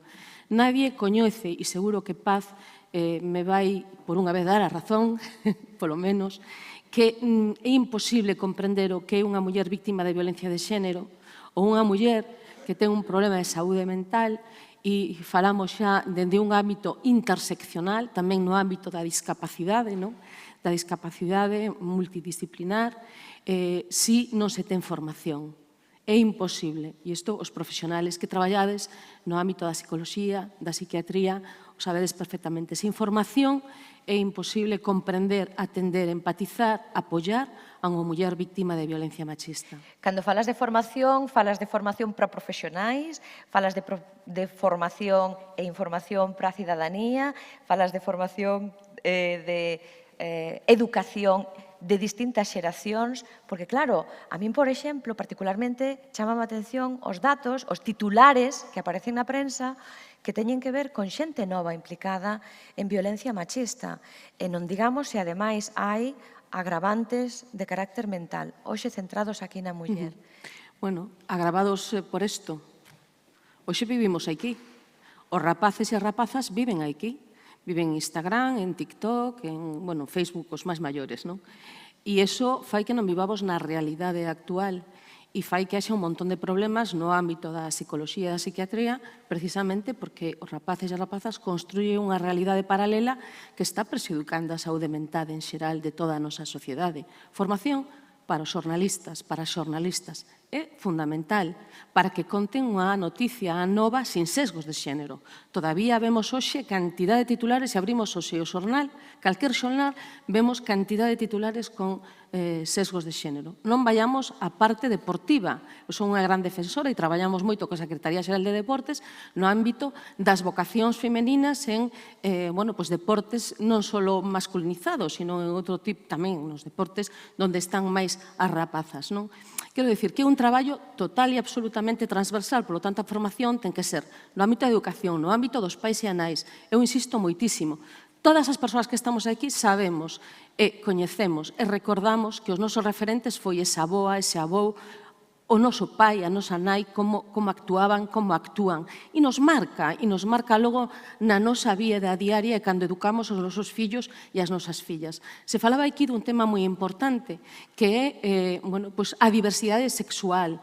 Dentro da Secretaría Xeral temos o Observatorio LGTBI, onde forma parte toda a Xunta de Galicia e as entidades máis representativas de Galicia, ou as que están trans, LGTBI, está nos mesmas, gays, lesbianas, etc., alas, arelas, e traballamos con eles intentando tamén romper eses estereotipos. E tamén necesitamos poñer o foco na súa atención, donde tamén hai gravísimos problemas de saúde mental, porque viviron unhas situacións contra a natura, que non en realidad é contra a natura, non? Isto daría tamén para falar largo e tendido. Perdón que me estenda, pero creo que a formación é a nosa obsesión e a transversalidade. Antes de comenzar isto, decía eu, ojalá o gallá cada consellería tuvera un responsable en materia de igualdade, porque penso que é necesario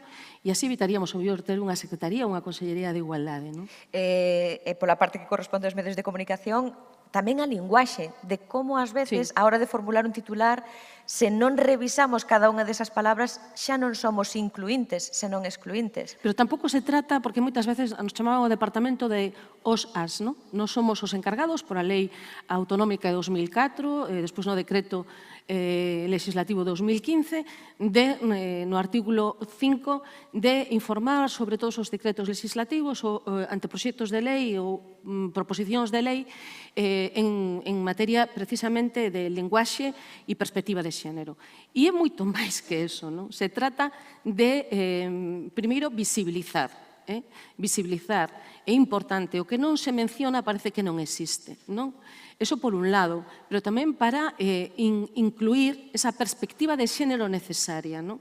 Insisto, non se trata de decir todos e todas, é algo moito máis profundo que me levaría moito tempo explicar, pero que ven un pouco a colación do que se dixo na mesa anterior e o que se está dicindo agora. A ver se consigue ser máis breve, Susana Antón. Perdón, é que é imposible. Non, coa seguinte pregunta, porque sei Ríñeme, que por favor. vai a ser un desafío, e ten que ver con, dentro da igualdade de oportunidades, que queremos as mulleres e que dende a Consellería podedes axudarnos, aquelas que ademais teñen algún problema mental, de que maneira, que solucións, que resposta hai dende a Xunta?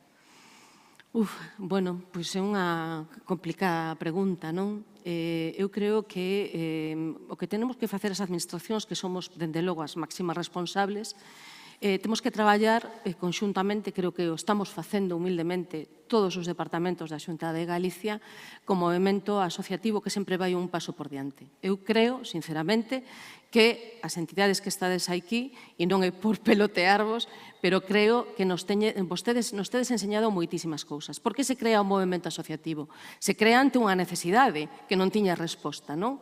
Podemos falar de FEAFES, de Alzheimer Galicia, ou podemos falar de calquer outra asociación.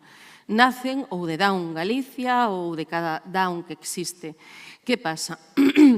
Poño estes exemplos, non quero decir.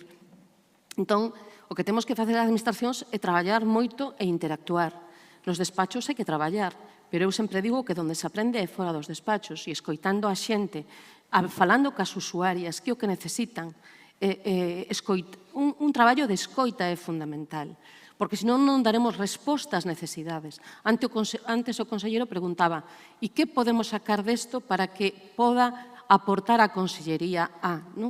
O preguntaba tamén na xornada da semana pasada que facía referencia, na que tamén tuve a sorte de estar. É moi importante escoitar a todos os ámbitos, o ámbito xudicial, porque a min, que teño unha filliña abogada, me dice, para coñecer a realidade da vida tiñas que estar nun xuzgado todos os días, porque aí é onde de verdade te das conta dos problemas que ten a sociedade. Supoño que en unha consulta dun médico, dunha médica, e en calquer sitio se aprende. Respostas, moitas, programas, podría aquí relatar unha serie de programas que temos, pero un dos que me sinto orgullosa, sin duda, é o programa de atención para persoas vulnerables nas que están, evidentemente, mulleres que necesitan unha atención integral e que se están dando desde distintas asociacións porque dende a Secretaría Xeral non temos capacidade de chegar. Pero as asociacións sí que chegan a través dese financiamento, que teria que ser máis, dende logo, ese financiamento, por exemplo, de esta Secretaría, pero de outros departamentos tamén, como é Política Social e como é a propia Consellería de Sanidade, porque estamos facendo un traballo transversal entre consellerías. Eu creo que isto, a Xunta, nos últimos anos, ten avanzado moito neste ámbito, en traballar non como compartimentos estanco, sino de traballar transversalmente e coordinadamente. O decía antes o conselleiro sobre a importancia que ten a nova estrategia, onde quere poñer o centro a muller desa estrategia, pero tamén do cribado, que é fundamental. todos temos o noso centro de referencia, o noso centro de saúde de referencia. O que se facía referencia antes por parte do xinecólogo, pois unha pregunta tan sinxela que como te vai na túa vida matrimonial ou de parella pode darlle xa unha pista a esa profesional ou a ese profesional. Entón, é un traballo integral, de atención integral, porque no ámbito da saúde mental, antes se falaba e se preguntaba que pasa, que as mulleres víctimas de violencia son máis proclives as que teñen enfermedade mental que as que non, ou a saúde mental está provocada por problemas de violencia machista. Pois que difícil, non? O decíamos antes, pois as dúas cousas poden ser. Moitas grazas, Susana. Aquí casi poderían falar as dúas a vez. Vou empezar por Laura, porque vou vos a confesar unha cousa persoal. Hai uns anos padecín un cancro de tiroides. E digo padecín porque, por sorte, chegado un momento quedei libre de enfermidade. E cruzouse na miña vida porque houbo ese momento de diagnose e de certa incerteza a Asociación Española de Pacientes con Cáncer de Tiroides. E descubrín unha nova tribu. A experiencia para min foi tan importante para sobrelevar, porque coñecín aí unha nova familia de cicatriz que me axudou, que me aportou tempo, que, por máis que quixeran, o mellor dentro do servizo de saúde non se dispón dese tempo, desas preguntas que temos dúbidas, o mellor, cando temos algún diagnóstico, de preguntar. En fin, unha información, formación e acompañamento que eu vivín en primeira persoa e, por iso, creo que é fundamental o labor que fan persoas como Laura Quintas Lorenzo, ela é do Consello Asesor de Pacientes do Sergas e coordinadora da Comisión Sociosanitaria de Cogami. Como traballa o movemento asociativo, Laura, para esa persoa, de cara á persoa paciente e tamén de cara á sociedade, porque aí hai unha doble labor? Vale. Antes de nada, teño que empezar agradecendo que sí que se nos convidara, porque sí que é unha cosa curiosa, que ahora sí que é certo que cada vez se fai máis, pero ás veces esquécense, e que cando se fala de algún tema transversal, especialmente de saúde, é importante darlle voz aos pacientes e ás asociacións de pacientes. Dito isto, tamén teño que dicir que co que falou antes Susana, xa casi me pisou a intervención, penso que está totalmente alineada co que é o movemento asociativo, como non pode ser de outra forma. Hai moitas persoas nesta sala que somos de diferentes movimentos asociativos que tranquilamente calquera unha delas podría estar sentada aquí hoxe, non eu, porque a principal labor do movimento asociativo non só é acompañar, sino que visibilizar e traballar porque o sistema, neste caso o sistema sanitario, mellore e dea oportunidades ás persoas con enfermidade ou problemas de saúde mental, neste caso, que somos persoas que estamos na sociedade e queremos estar en igualdade de condicións. Claro, en ese senso, unha persoa como individuo pode facer pouco, pero a colectividade, o que é a nivel asociativo, mesmo converterse en pacientes expertos, permite ter diálogo coas administracións sanitarias para recoller a realidade que hai dese grupo de pacientes. En realidade, Susana deu unha das claves, que unha das claves é que o movimento asociativo ou as asociacións de pacientes vimos a cubrir un espacio que, polo motivo que sea, a administración non chega a cubrilo. Falta de tempo, falta de recursos, é dicir, hai diferentes motivos, e iso levaríanos unha boa temporada, que xa aproveito o conselleiro que pediu a secretaria xeral, os recursos son necesarios, aproveitar. Pero sí que é certo que o ti atoparte cun grupo de persoas que teñen vivencias semellantes, porque nunca son iguais, isto sobre todo en saúde mental, cada proceso é distinto e individual, pero sí teñen puntos en común, persoas que son expertas, non só nese momento vital, sino tamén moitas veces incluso en acceder aos recursos que o sistema nos dá, porque sí que é certo que plantexaba na primeira mesa Nerea, ás veces non se nos recoñece, nós mesmas non recoñecemos que temos un problema e non sabemos onde acudir, pero que a persoa que temos enfrente non sabe a onde derivarnos porque é a primeira vez, é o primeiro caso ou non o ten moi claro. O movimento asociativo axuda a eso, a visibilizar, a a cambiar a sociedade mediante a legislación. Este é un país que legisla moito e legisla ben. Depois, outra cousa é como chegamos a aplicar cada unha das cousas, vale? Porque para todo se necesita recursos, tempo e moitas veces pois que a sociedade, o movimento asociativo, sigamos insistindo en que se aplique a lei. E esa é unha realidade. E tamén axudamos, colaborando da man ca administración, pois os plans que estivo falando antes o conselleiro, obviamente, partiron do movimento asociativo, neste caso de saúde mental, que estou segura, vamos, que estuveron unha boa tempada insistindo na necesidade da creación deses plans para que haxa coñecemento do que isto está a pasar. As persoas con saúde mental, máis alá de as persoas con discapacidade, especialmente con este tipo de discapacidades psicosociais, están máis estigmatizadas, se cabe.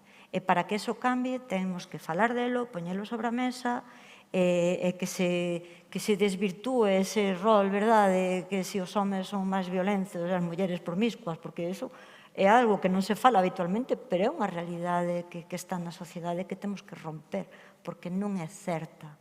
Entón, eu creo que o papel fundamental do movimento asociativo é eso, darlle voz a todas esas persoas que individualmente non a teñen.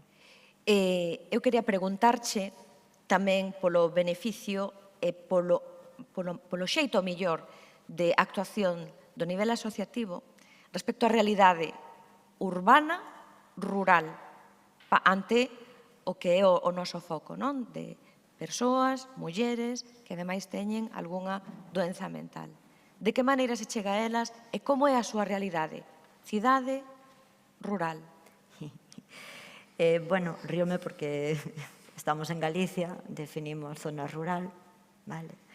Eu, ademais, sí que pertenzo a CADAR. A CADAR é a Asociación Galega de Mulleres con Discapacidade, vale? E sí que traballamos moito no eido rural galego. É que a frase que se soe dicir é dicir, se unha persoa que vive no rural está discriminada, sobre todo porque non ten acceso a recursos, unha muller con discapacidade que vive no rural está triple ou cuádruplemente discriminada. Por qué?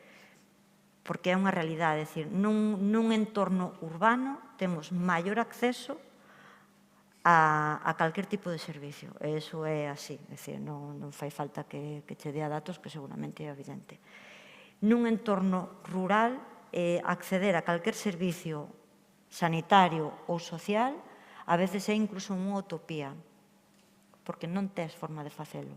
E non falo só con ter unha discapacidade física, senón romper a lanza de asumir que tes un problema e buscar a persoa e saber a onde buscala e poder chegar aí persoa, servicio, nun entorno rural é moito máis complexo.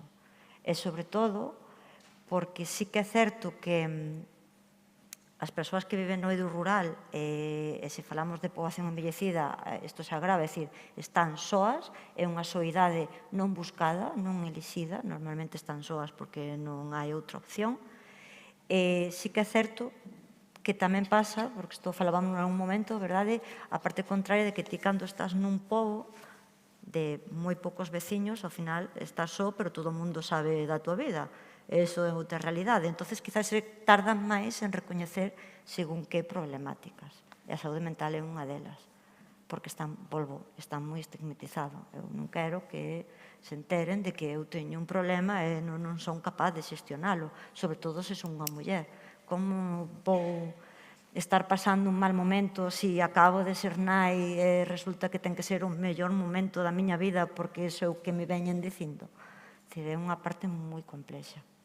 E hai diferenzas tamén dependendo do estatus desa persoa, entendo. É dicir, se está en inseguridade alimentaria, se está nunha situación precaria, tanto nun lado como no outro, vai a ter unha maior dificultade de...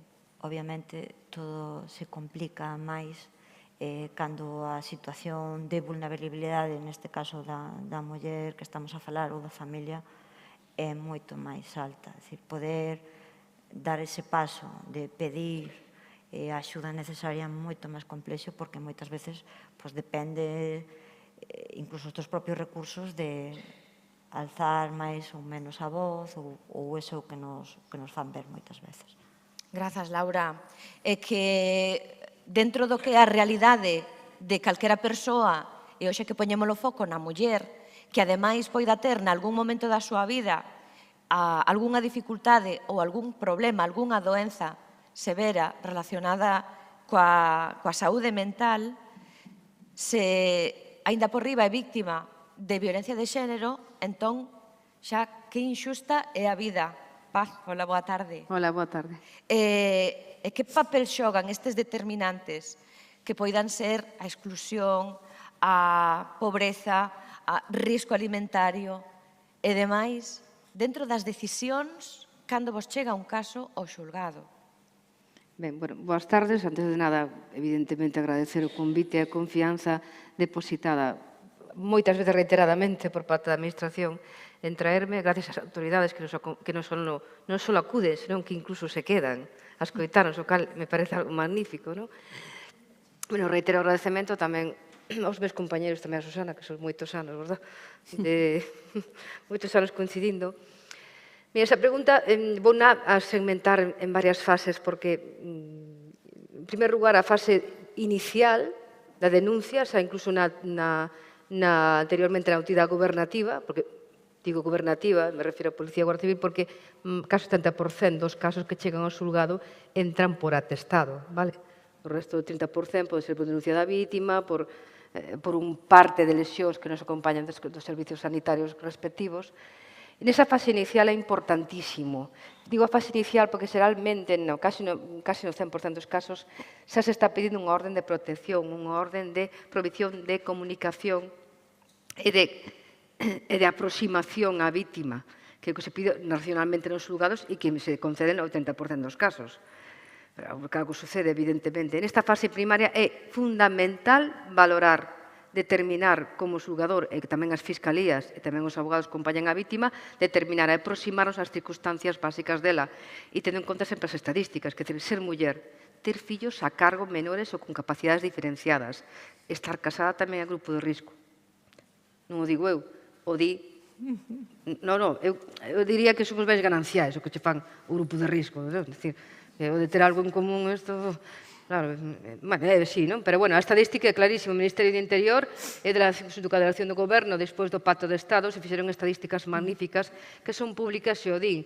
Muller, fillo menor a cargo, desempregada, casada, seguramente bens gananciais, non o poñen, pero, bueno, seguramente sí, desde logo é un grupo de risco. Iso tense que ter en conta desde o momento inicial.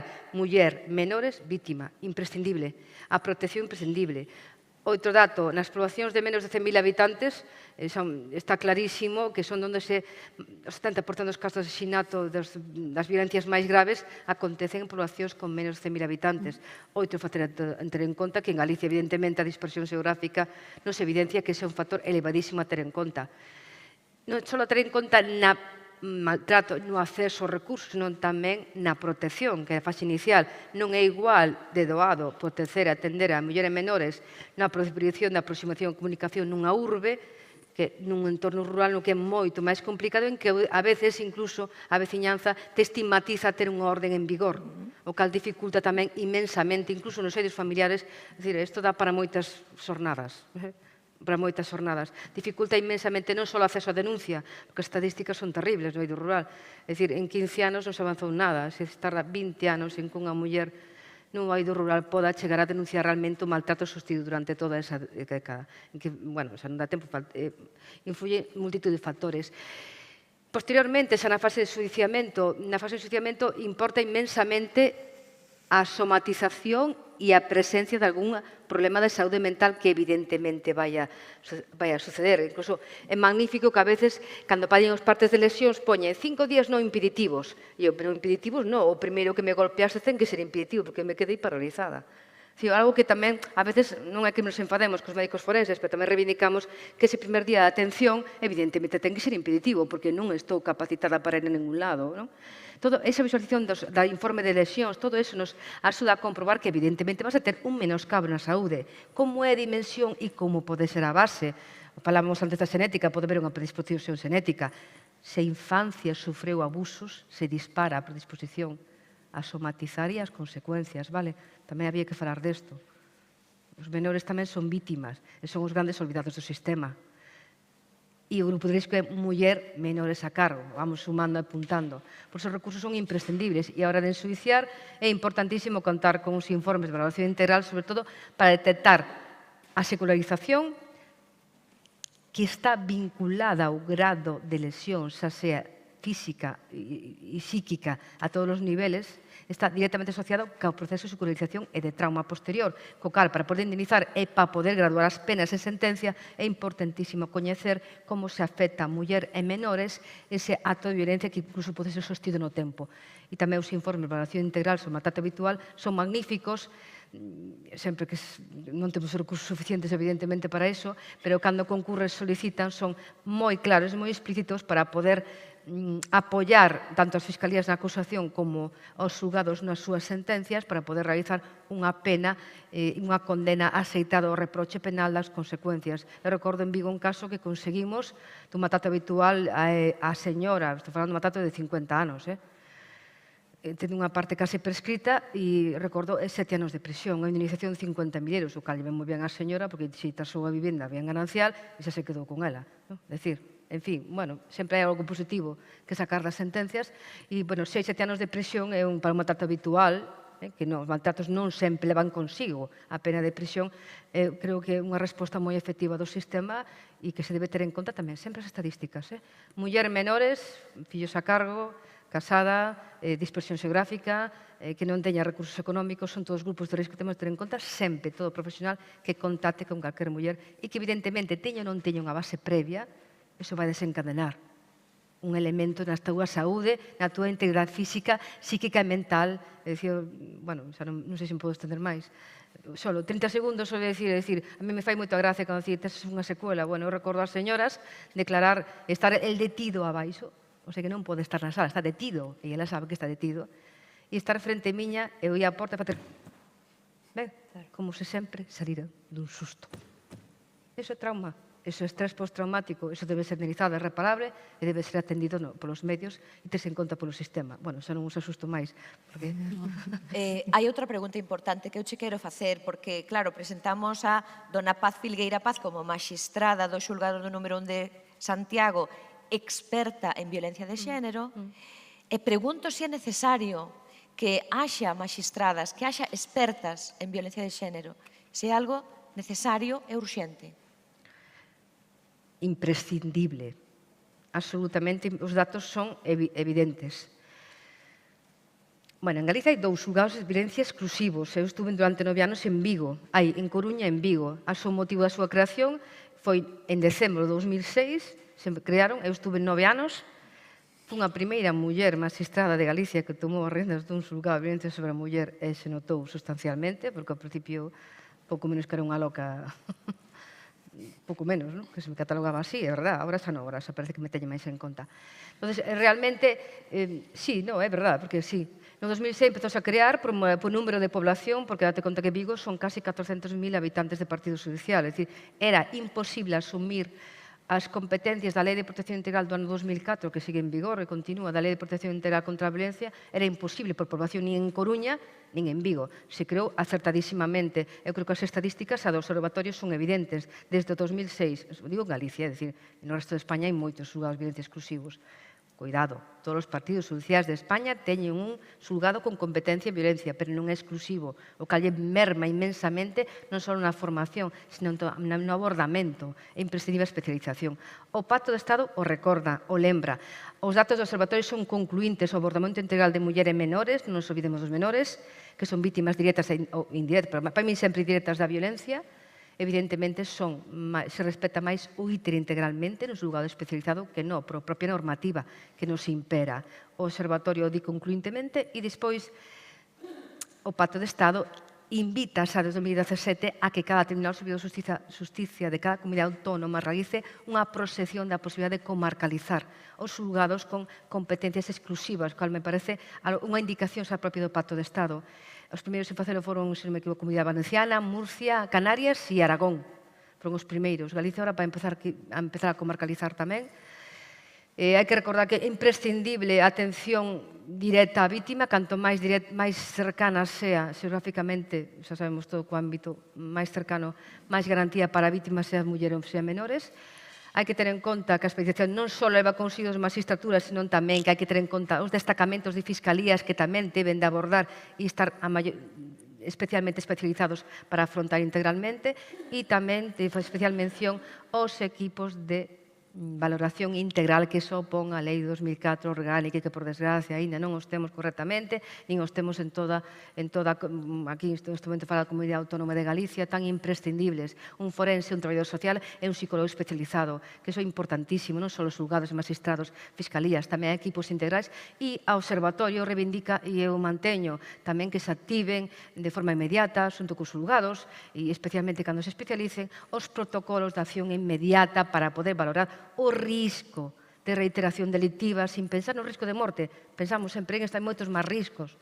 Me poden querer matar, me poden atentar, me persiguen por todos os sitios, violencia económica, todos eses riscos que nos fan falta eses apoios imprescindibles, o que requiere un orzamento aceitado, un estudio, despois, por último, se acabo, a especiación dos xulgados, me parece moi interesante, o que dio o Observatorio San Marzo, o Consello Xeral do Poder Judicial, do que forma parte, me parece moi interesante a conclusión que realiza para non vulnerar os intereses da vítima, para non prohibir que acceda aos recursos, que decir, que sea mínimo un radio de 40 km máximo, desde o centro para comarcalizar, que en Galicia eu creo que é posible perfectamente, e di, que tamén me parece máis racional, que non pase de 40 a 45 minutos a distancia de recorrido, sobre todo se ten menores, porque isto tamén pode vulnerar, e se é tanto tempo que as autoridades poñan os servicios de desplazamento necesarios, sobre todo as vítimas que carecen de recursos económicos, porque o combustible non está precisamente barato.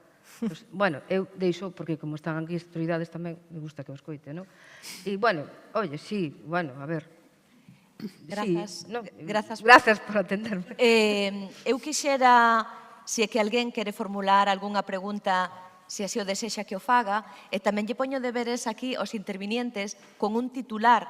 Para min o titular é que o nivel asociativo, que entendamos que hai unha tribu que nos pode permitir entender, informarnos dunha maneira máis humana daqueles recursos que nos aporta a administración, é, baixo o meu punto de vista, unha boa noticia. Pero tamén é unha boa noticia saber que, dende o servizo que temos de saúde e de saúde mental, están buscando maneiras para poder axudarnos ás mulleres a levar unha vida mellor. Pero non só respecto á nosa condición biolóxica e de saúde mental, senón tamén de integración na sociedade, a nivel laboral, a nivel profesional, a nivel familiar, en todos os ámbitos nos que queiramos desenvolvernos, como persoas que somos, calesquera que sexa, e que, dende logo, se temos que encontrarnos nalgún momento coa xustiza e botar mandela porque hai violencia de xénero, que tamén teñamos a profesionais que van a ser sensibles e que teñen datos e que teñen recursos para poder apoiarnos e, que a xustiza vai a poñer a cada quen no seu lugar e, na medida do posible, a tallar a lacra que hai tamén, non? Que ten que ver coa violencia de xénero. Algúnha pregunta? Alguén que queira formular algunha cuestión ou dúbida ás persoas aquí sentadas canda min? Sí, boa tarde o primeiro, boa tarde a todos. Dar as gracias ás autoridades presentes e a todos os intervintes pola xornada de hoxe e máis poder acceder á información a través das intérpretes de lingua de signos, que nos queda a información moitísimo máis clara, deixar tamén anotado que sen elas non poderíamos acceder hoxe. Non quero estenderme na miña exposición, pero sí gustaríame deixar unha nota con respecto á discapacidade. Eu son unha persoa con discapacidade, son unha persoa xorda, e creo que debería dicirse ou deixar claro que sufrimos unha triple particularidade no noso caso.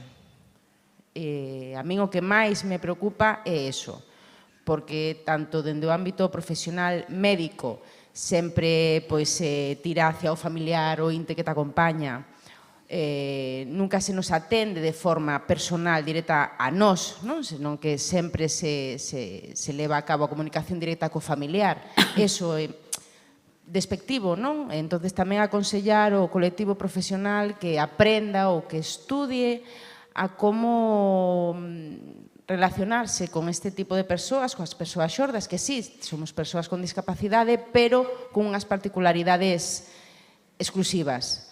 Serían esas tres particularidades que ao final fannos, a suma delas fannos sufrir. Somos sí socios da Asociación de Persoas Xordas, sí podemos acceder á información entre nós, pero bueno, sempre carecemos de esa atención directa hacia nós cando vimos a unha consulta médica, por exemplo, o teu marido e o inte vanse dirixir a él e a ti vante deixar de lado. Simplemente deixar esa nota e agradecer de novo a todos os intervintes. Moitas grazas. Alguén quere facer algún comentario? Sí, bueno, eu na miña experiencia como profesional teño atendido moitas persoas xordas con intérprete, non? Tanto a nivel de saúde mental, propiamente psiquiátrico, como a nivel de avaliación cognitiva, que moitas veces, por exemplo, cando as persoas xordas son maiores, moitas veces tamén teñen problemas de deterioro cognitivo e a facer a avaliación dunha persoa xorda é complicado desde o punto de vista neuropsicolóxico. Entón, que non sempre ten por que estar o familiar presente nin o marido, sino que dentro das asociacións hai intérpretes que nos permiten darlles ese tipo de servizos. Sí, solamente. Sí, claro. O respecto do que comentaba a persoa que acaba de intervir e a raíz precisamente da Federación de Sordos de Galicia, de Persoas Sordas de Galicia, levamos adiante un programa que xa ten como 3 anos, 4, que é a atención de intérpretes tamén para as mulleres sordas vítimas de violencia machista. Era algo fundamental e necesario, sobre todo cando se vai a declarar en sede judicial ou simplemente a atención nun centro de información ás mulleres. Entón, traballamos ca Federación, tamén no ámbito rural, o que facía antes referencia Laura, tamén con a Cadar e Cogami, pola dificultad que ten Galicia, que todos que estamos aquí coñecemos a gran dispersión poblacional, temos a mitad dos núcleos de población de toda España. Iso dificulta tremendamente, e como decía Paz, que haxa unha homoxeneización de acceso aos recursos por parte de moitas mulleres neste caso. Por tanto, é un esforzo da Administración e das entidades enorme para poder chegar a todas aquelas persoas que nos necesitan en un momento determinado. Eu aí só quería puntualizar que o que dice a compañera obviamente é certo. Si cando ti vas sobre todo nun acto médico, é difícil que como persoa con discapacidade, especialmente ser unha muller, se dirixan a ti, eso é así, é obvio. Moito máis complicado cando eres unha persoa que non entendes porque ninguén fala a túa lingua. É certo que agora cada vez hai máis ferramentas tecnolóxicas que nos axudan a comunicarnos, pero tamén é verdade que sobre todo un acto sanitario, un acto médico é un acto moitas veces que debe ser íntimo e perdes esa intimidade cando necesitas unha terceira persoa que se axuda a comunicar. Iso é unha realidade que viven as persoas xordas que hai que ter en conta e hai que tratar de mellorala, obviamente, na medida do posible. Grazas. Sí, eu gustaríame como aporte que dende a Consellería de Sanidade se teña en conta o papel do intérprete porque non cubre, por exemplo, as urxencias que poden surxir pola noite. Cando chegou o COVID, fomos un dos colectivos que máis sufriu ese aillamento. Entón, creo que é un bon momento para poder poñer puntos sobre as is e ir mellorando. Escoitar a túa voz. Algúnha outra cuestión? Eu voulle pedindo aos intervenientes aquí que vayan pensando nun titular como xornalista, vou ver se consiguen resumir nunha frase esta xornada. Algúnha outra cuestión? Por aquí. Por aquí? Sí. Eu vin principalmente, podo dicir que foi unha gran oportunidade de poder acceder a toda a información que estamos accedendo hoxe, sobre todo dende a miña experiencia persoal. Eu tive moitísimo estrés por non ser entendida durante toda a miña vida. Eso provocoume sufrir de episodios de estrés e ver que non son capaz de chegar ou de que se me poida entender, por exemplo, nunha consulta médica. A típica reacción de, isto non pasa nada, non te preocupes, isto non é nada. E non poder chegar a facerme entender e chegar a ter con 17 anos despois, pois unha patoloxía psiquiátrica. Ver que a estas alturas da vida todavía non conseguí unha solución, vexo que hai moita teoría, moito texto, pero que eu non podo acceder, non podo entender, e falta todavía simplificar a linguaxe, non? Sobre todo nos informes, incluso fomentar a figura do intérprete, quizáis traballar habilidades sociais a través da federación, por exemplo, de xordos. Eu tiven que tirar do movimento asociativo nese sentido porque non encontraba esa axuda ou ese pilar no sistema sanitario. Ese pasotismo que eu sentín ou esa falta de atención fíxome desenrolar esta patoloxía e deixar, como decía a miña compañeira, claro que as persoas xordas temos unha particularidade moi específica, non somos persoas con discapacidade igual que calquera persona con discapacidade que pode oír, e temos unhas particularidades moi específicas, entón necesitamos unha forma de tratamento distinto. Somos un mundo completamente distinto, temos unhas particularidades moi concretas. E pola miña experiencia, vexo que, tanto o tratamento despois de 17 anos, pastillas para dormir e demais, vexo que non vexo a luz ao final do túnel, non vexo que vai a chegar unha solución. E tiven que tirar de forma personal hacia entidades, asociacións, como pode ser a Federación. Simplemente moitas gracias. Non sei se podo facer unha Gustaríame añadir o que dice a compañeira, con toda a razón, se me permite. Eu tamén, en experiencia persoal, que non teño problema en contala, en facela pública, ainda que seña algo privado, eu tiven que solicitar o servicio de intérprete para acudir a unha cita no hospital, porque, miña nai tiña cáncer e iba a acompañala. Neste caso, iba a miña irmá tamén, pero eu quería pedir un intérprete para que, ainda que a miña irmá pudera falar, eu tamén sentirme acompañante da miña nai. Pero, inda que o intérprete estaba presente, gustaríame que fose unha figura máis profesionalizada nos diferentes ámbitos que existen, porque ao final falta moita terminoloxía, moitas palabras e moitos signos que non fan que o transcurso da consulta vaya ao ritmo que ten que ir. E ao final, a min prodúceme que non me entero de todo o que pode pasar dentro da consulta. Entón, quizás profesionalizar as intérpretes por ámbitos, en este caso sanitario, non que seña tan específico, pero sí que se sepa intérpretes para juzgado, intérprete para o ámbito sanitario, e unha profesionalidade, unha especialización que axude máis as persoas xordas a acceder a toda esta información. Queda claro. Para min é un universo que aínda me queda moito por aprender, porque, claro, cada persoa é un mundo, e cada realidade, un universo cheo de matices. É que levamos xa bastante tempo aquí reunidos con, eu creo que grandes titulares. Non sei, querías o mellor responder brevemente e xa así... Non, só unha cuestión esa, como, ambas participaron activamente con as súas reclamacións, evidentemente. O Pacto de Estado sí dedica unha cláusula específica á complexidade desa capacidade diferenciada, e di que ten dereito ao intérprete, evidentemente, e tamén a figura, que aquí me poden correxir, a figura do mediador, que é como un asistente, non só o intérprete, tamén o asistente. Son dúas figuras. Ela o explicou moi ben. Eu, efectivamente, non só que me interpretes con lenguaxe de signos, sino que tamén tens que explicar como me vou organizar, porque eles, as súas capacidades diferenciadas existen.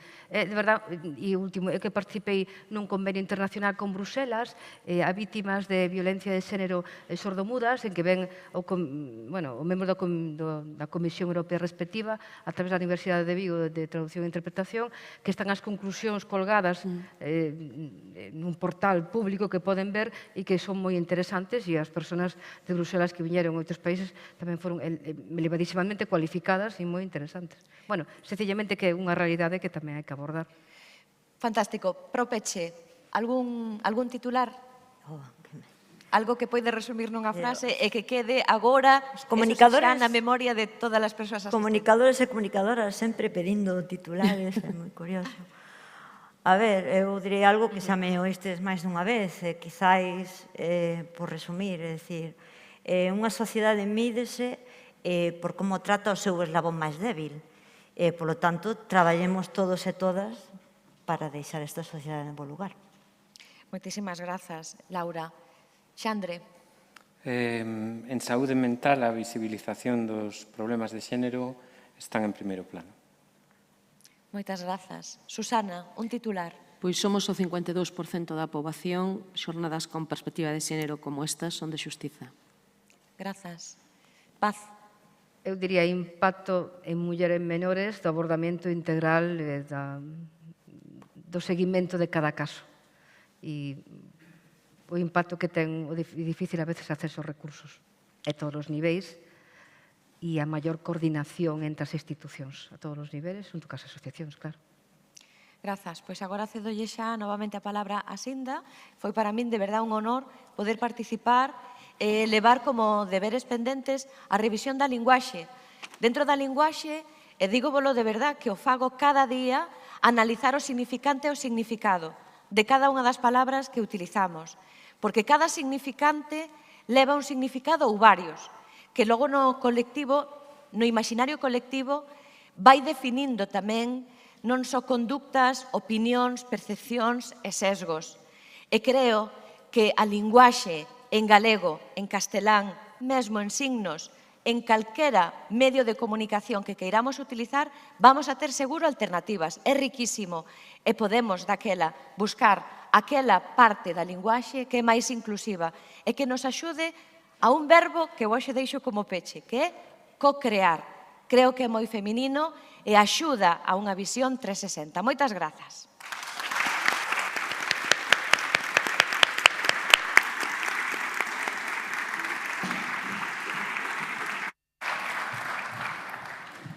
Bueno, agora vamos a efectuar o peche que vai a intervir a xerente do Sergas, doña Estrella López Pardo, e despois, cando ela de por finalizada esta xornada, convidámolos a un refrigerio na parte de abaixo deste mesmo edificio. Moitas gracias.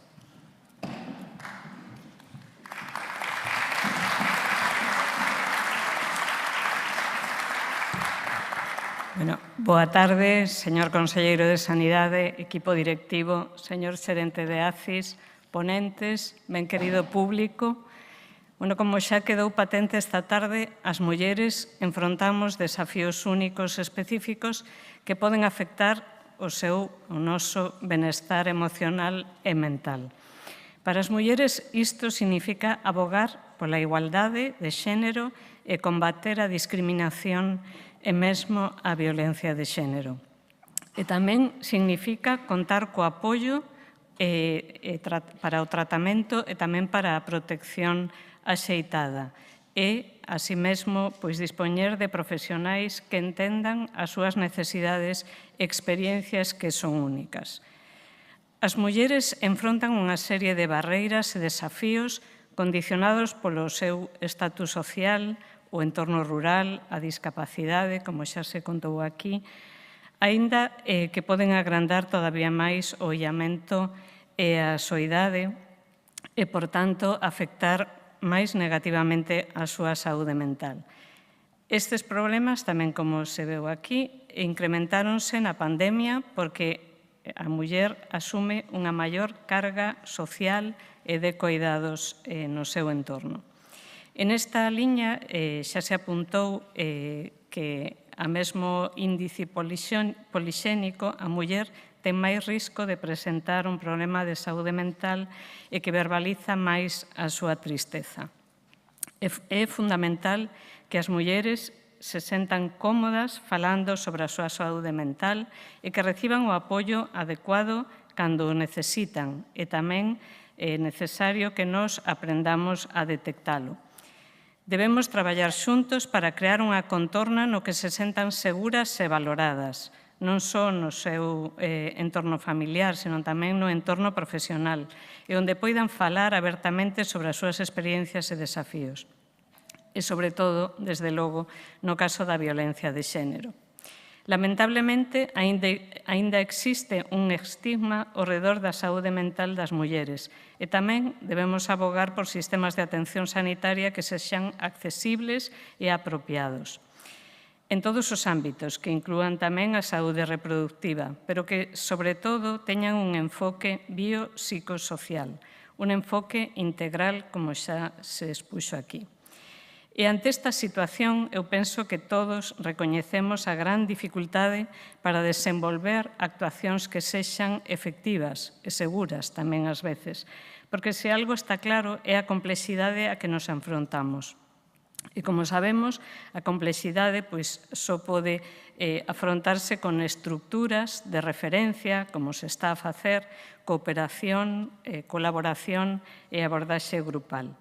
E todo apunta á necesidade de que os xestores, os que estamos hoxe aquí, tamén en primeira fila, nos impliquemos para abordar o cambio de paradigma que supón a atención á saúde mental das mulleres.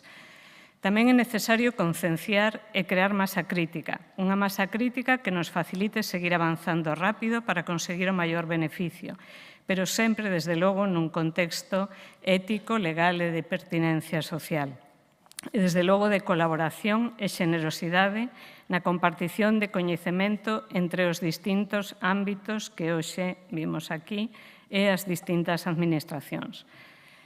Parece que queda moito por facer, pero considero que esta xornada con visión 360, multidisciplinar, deunos unha perspectiva moi interesante e moi enriquecedora, que seguro que nos axuda a seguir adicando orzamento, aplicando modelos de análisis grupais, fomentando a formación dos profesionais, as escolas de pais e nais e apoiando, desde logo, as asociacións de pacientes.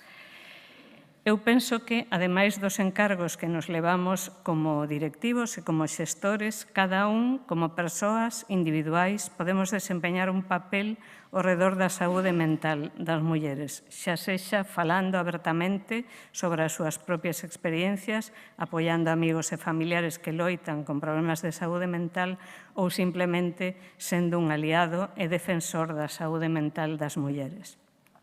Así que nada máis, me queda por dar os parabéns pola iniciativa á Dirección de Asistencia Sanitaria, en particular a Sinda Blanco Lobeiro, grazas a ACIS pola organización e tamén os patrocinadores Otsuka e Lumber e por esta oportunidade tan visibilizadora e innovadora da saúde mental das mulleres. Moitas grazas.